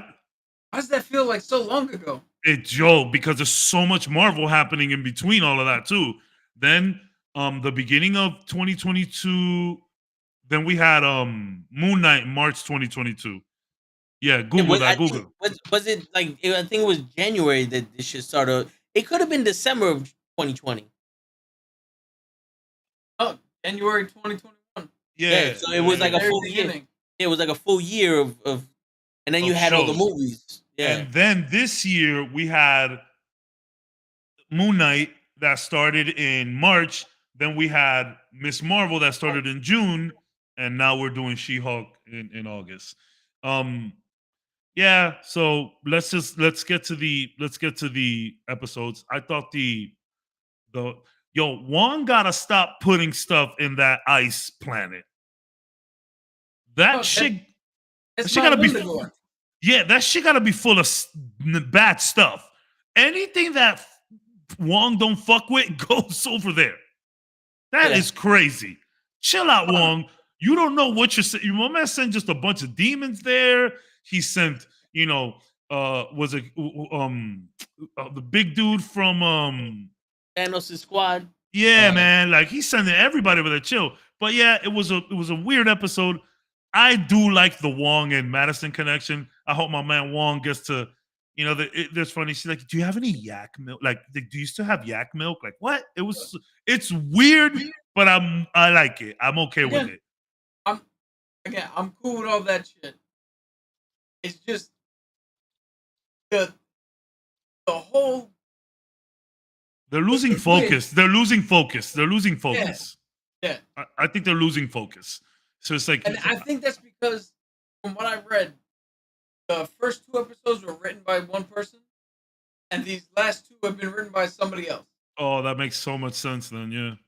So if it's not one person writing these things, it can get a little bit mixed match because you have, well, this is the story I want to tell. This is the story I want to tell. And you get Yeah. a whole piece of shit. Wong needs to drip his Wong brother. I don't know what that means, Fresh. I don't either. I think that's a sex thing. Yeah, It but I'm down, could have been man. the Wong one. Hey, Knucklehead Podcast. We literally will be here all week. That's literally. right. At least he will.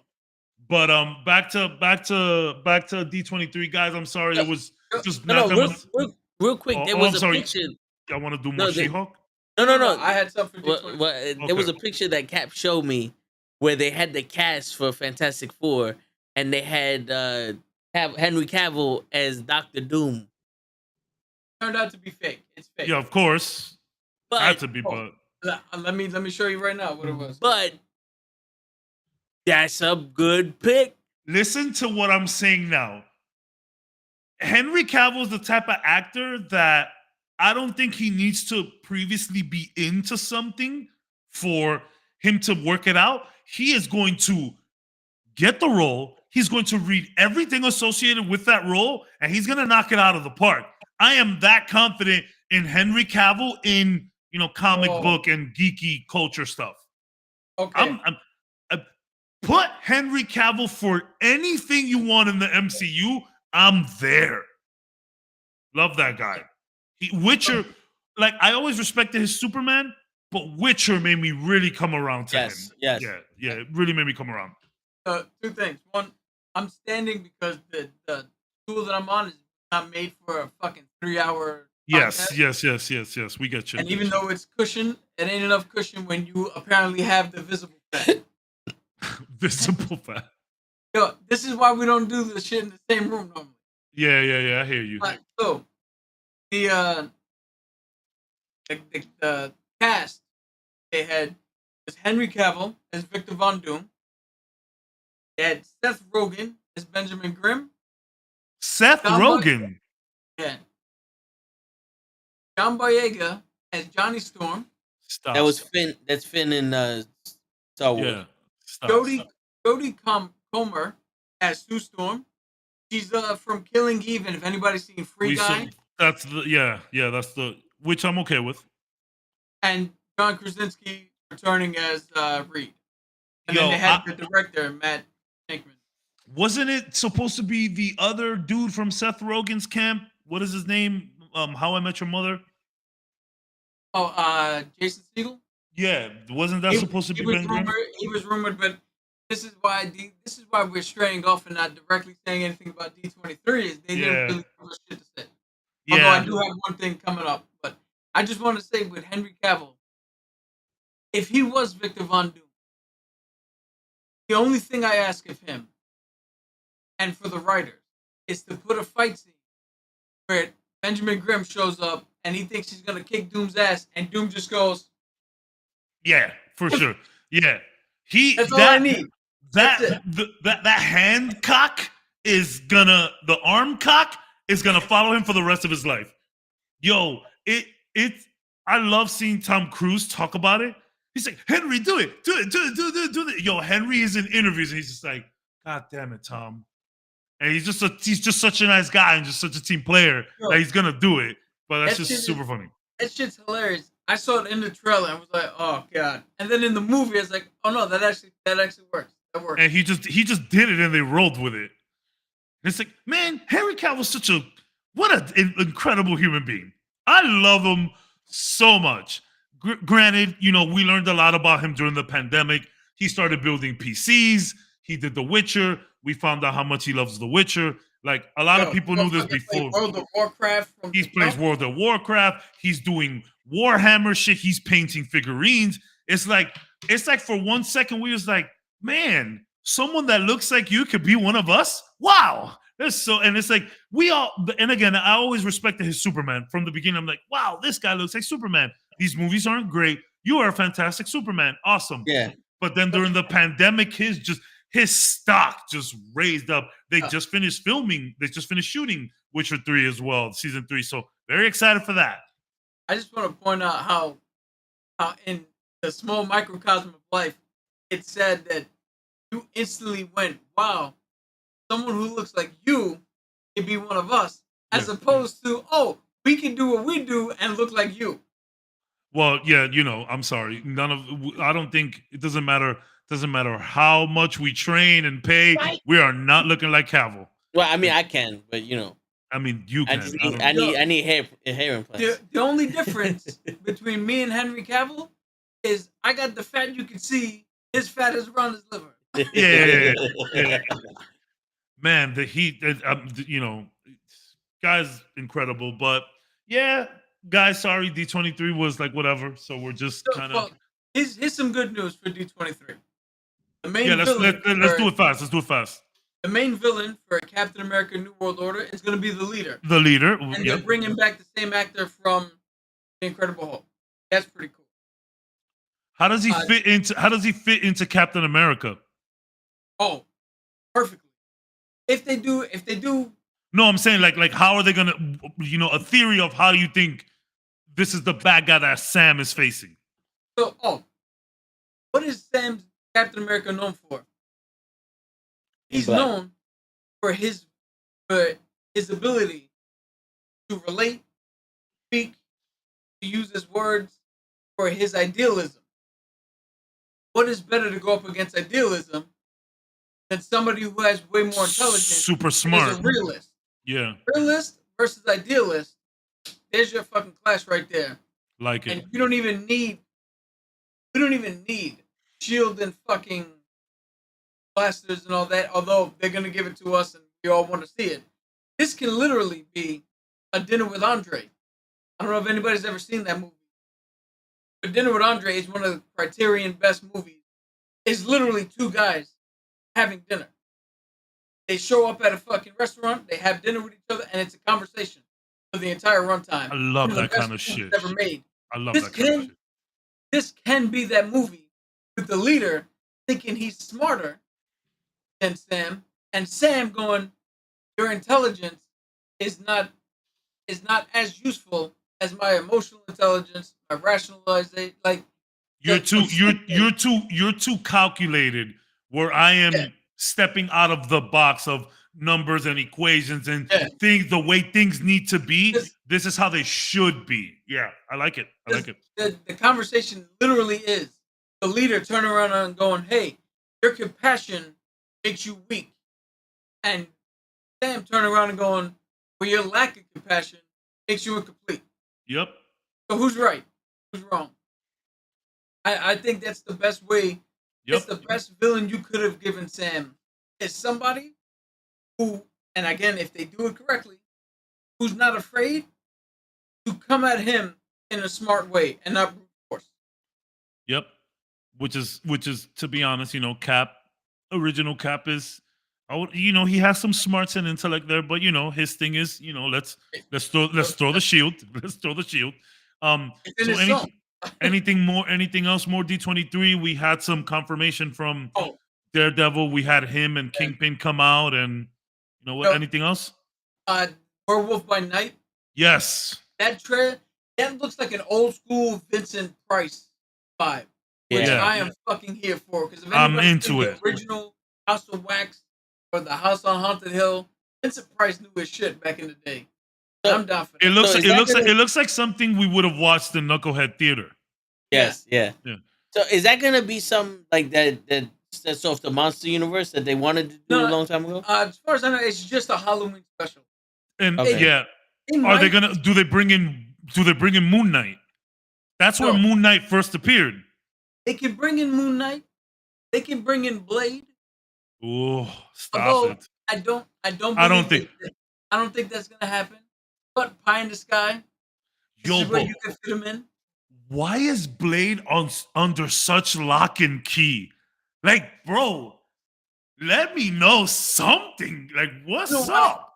I think Blade's under lock and key because they know that until the anticipation for him reaches fever pitch, anything they do is just we're all gonna be like this. That was a cool trailer. And then look for the Wesley Snipes one and goes, how does that compare? Yeah. That's a good point. they're keeping it. I'm hoping this is what it is. They're keeping it so wrapped up that by the time we're like, yo, we want to see something about Blade, we're gonna be like, who gives a shit that Wesley Snipes did? I want to see what the fuck you guys are doing. Yeah, but you know what I say to that? There's always a motherfucker trying to ice skate uphill. There's nothing else to say after that. So, is there any other news? I'm gonna ask the question. And again, this is a silly question. We also had we had Ironheart confirmed, Armor Wars confirmed, the X-Men '97 cartoon we already knew come out, that was confirmed. Like, it was small little things like that was reconfirmed again. Like I said, Matt, I think they did come up with a director for Fantastic Four. Yeah, but it was the name that we already knew. The name they already said. It wasn't a surprise. Okay, so all right, so I wanted to ask a quick question just to, in the theme of things, right? And I didn't want to like ask it at the front because it's a silly question. You don't got to think too much about it. You're a Skrull, and the funny thing about Skrulls is that they copy you to a molecular level. So Skrulls can get your powers. Like, they can copy you as a whole. Obviously, there's not as good, but they can still do some fun stuff. So you're a Skrull. You can become anybody you can for a week or so. You get all of their talents. You get everything. You become this person. Who do you do? While you guys think about it, I've made up the best answer. This person is no longer alive, so I am cheating. It's a real life person, not a comic book superhero? Real life person. Okay, sorry. Right. Yeah, real life person. Sorry about that. So the person that I want to is... my whole shit. Yeah, I'm sorry about that. Real life person. The person that I've chosen is no longer with us. It's okay. You can choose somebody that wasn't around. It's fine. I would become a Skrull and become Steve Irwin, because I would never in my life do the things that man did. I'm too cautious.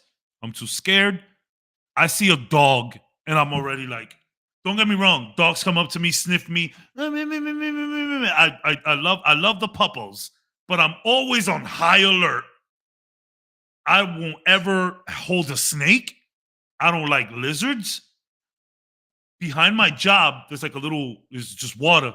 It's downtown Miami's water. I'm in the port of Miami, and a bunch of iguanas swim to our chill spot, our lunch area, or the outside lunch area.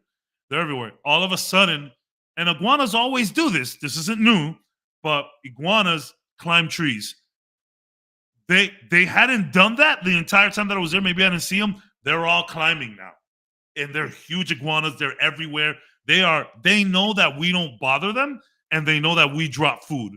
Although iguanas eat grass, but I don't know. So I would become Steve Irwin just to experience what that shit is, because I would never touch an animal. I don't want none of that shit. And I mean, Steve Irwin is literally one of the nicest human beings in the world. Rest in peace. Real quick, we got 8 minutes. 7 now. Shit. Yeah, shit. I'll go. So I completely switched up what my answer was. Sorry, I should have said real person. I'm sorry. So my person is also no longer with us. I would become Bruce Lee. Oh. And my reason is solely, I want to know because you said we get all of his fucking yes shit to a molecular level. So I know how we move. I would know how he fights. I would know all that shit. I want to know what the fuck it feels like to fuck somebody up to the degree he could. To 1-inch punch somebody. No, fuck the 1-inch punch. I'm talking about fucking and just fucking. I hit you 4 times already. I'm legit. I'm sorry. I'm ruining that man's reputation. I'm walking around kicking everybody's ass. Yeah. You cut me off, I'm pulling you over and beating the shit out of you. Did you watch Once Upon a Time in Hollywood? I haven't gotten to that movie. No. It's one of those weird kind of, It's a Quentin Tarantino thing. It's a Quentin. It's kind of like ballad, like not really, but it's Quentin Tarantino. A bunch of people going through different things at the same time. but the Bruce Lee stuff is really funny. The Bruce Lee stuff. It's not long. It doesn't stick around forever, but it's really funny. It's a weird movie. I watched it on a plane. It was whatever. I enjoyed it. Shit, man, I don't even know. How long did you say we get to? Well, I'll give him more time to think. How long did you say we get to be this person? A week. A week? Yeah. Oh. Yeah, no, I'm finding the biggest, baddest dude. Like, There's okay, but hold on. There's so many other people that kick ass. So do you just like Bruce Lee as a whole, like ideologies, his style? Bruce Lee has a special place because it's a bonding thing with me and my dad. Okay, cool. We have Enter the Dragon. We have yes, Chinese Connection. yes, fucking Game of Death, and not to mention one of my other favorite heroes who's not Marvel or DC, Green Hornet. Yes, he played Kato. That's another bonding thing that we have. Matter of fact, when I call his phone, the Green Hornet theme. Nice. So that's why I picked him. Okay. If I picked somebody, the only other person I would have picked is probably Chuck Norris. And it's only because I 100 we had to support strong beliefs. Our strongest beliefs. I 100% believe all this shit they say about Chuck Norris. Yeah, same. He don't do push-ups. He just pushes the ground away from him. His tears, I heard so many like the tears. What was it like? His tears could cure AIDS, but he doesn't cry. Something like that. I was like, what the fuck? That shit was funny. Damn, so I really stumped you with this shit, bro. Yeah, man. This is a goofy question. Because I'm not the type to be like, I want to be like them. You know what I'm saying? Yes, like, I hear you. I hear that. I'll give him more time to think. I originally was gonna say a joke answer, but I didn't want that answer to pick. Yeah. Because I originally was gonna say Leonardo DiCaprio, because for some reason people motherfuckers keep telling me I look similar to him. I see it. No, you don't. I do. You don't fucking see it. I see it. It's right there. Yeah. I can do that too. Maybe an athlete, so maybe an athlete. Yeah, Ben right now is doing this mentally. Maybe you could be CT. I mean, you could be CT Fletcher for a day, for a week. I'm trying to think, and my brain is just like, We'll do it live. Fuck it. You know what I'm saying? Be a comedian. I give him one more. I give one more round for him to think. Can I say an answer? Robin Williams. Okay. Robin Williams. Just because that motherfucker was hilarious, but I kind of want to know what was happening with him. Damn, that's deep. That's deep, son. That's the one question I always have. Like, this is the one dude that he's hilarious and makes everybody's life better, and he died of depression. Like, he killed him. Like, I want to know what happened there. And even some of the shit that he spoke when he's just like off cam and just being caught candid was like so positive and happy. Like what he used to say about his wife, some of the most beautiful shit in the world. Like women wish their men spoke to them like that nowadays. Cause he's not like corny, he's not like old school about it. It's just real. Like, you know, I just look at her and she's incredible. Like, yeah, that's a real good question. So like, damn, what the hell happened? Yeah. They say if you're down and depressed and you don't know why, try to make someone else feel good. And it's like, damn, in his case, that didn't work. But I mean, you know, when you're doing movies and shit, there's a lot of other stuff around that. But to that point, I'm pretty sure he was on drugs. Well, early on in his career, he was. But to the point of, if you feel down, try to make somebody else feel better. Here's a catch. When only try to make other people feel better, and you don't turn that shit inward from time to time.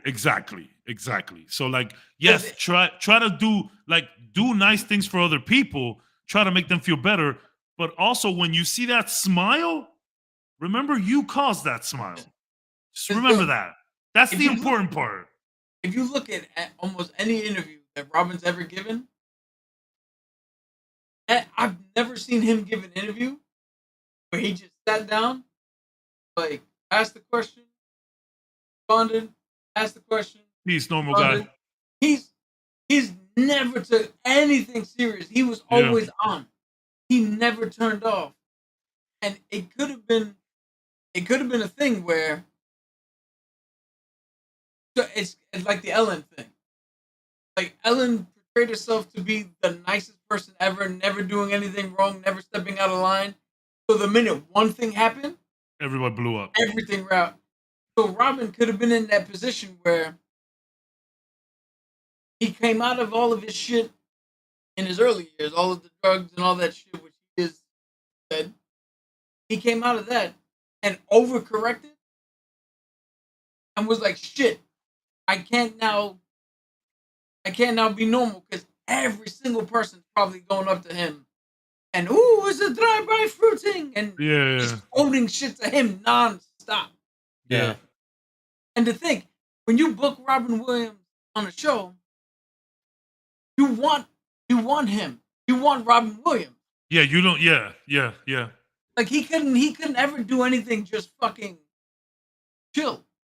Shit, if he came on this podcast, it would have been chill. Hell yeah. That was as long as you took to think about that, it was actually a great answer. Yeah. And you saved me because I was about to say something that might have got me canceled. and on that note, and on that note, ladies and gentlemen, it is your friendly neighborhood knucklehead signing out. Peace, everybody. That's a good way to close. Good night, everybody.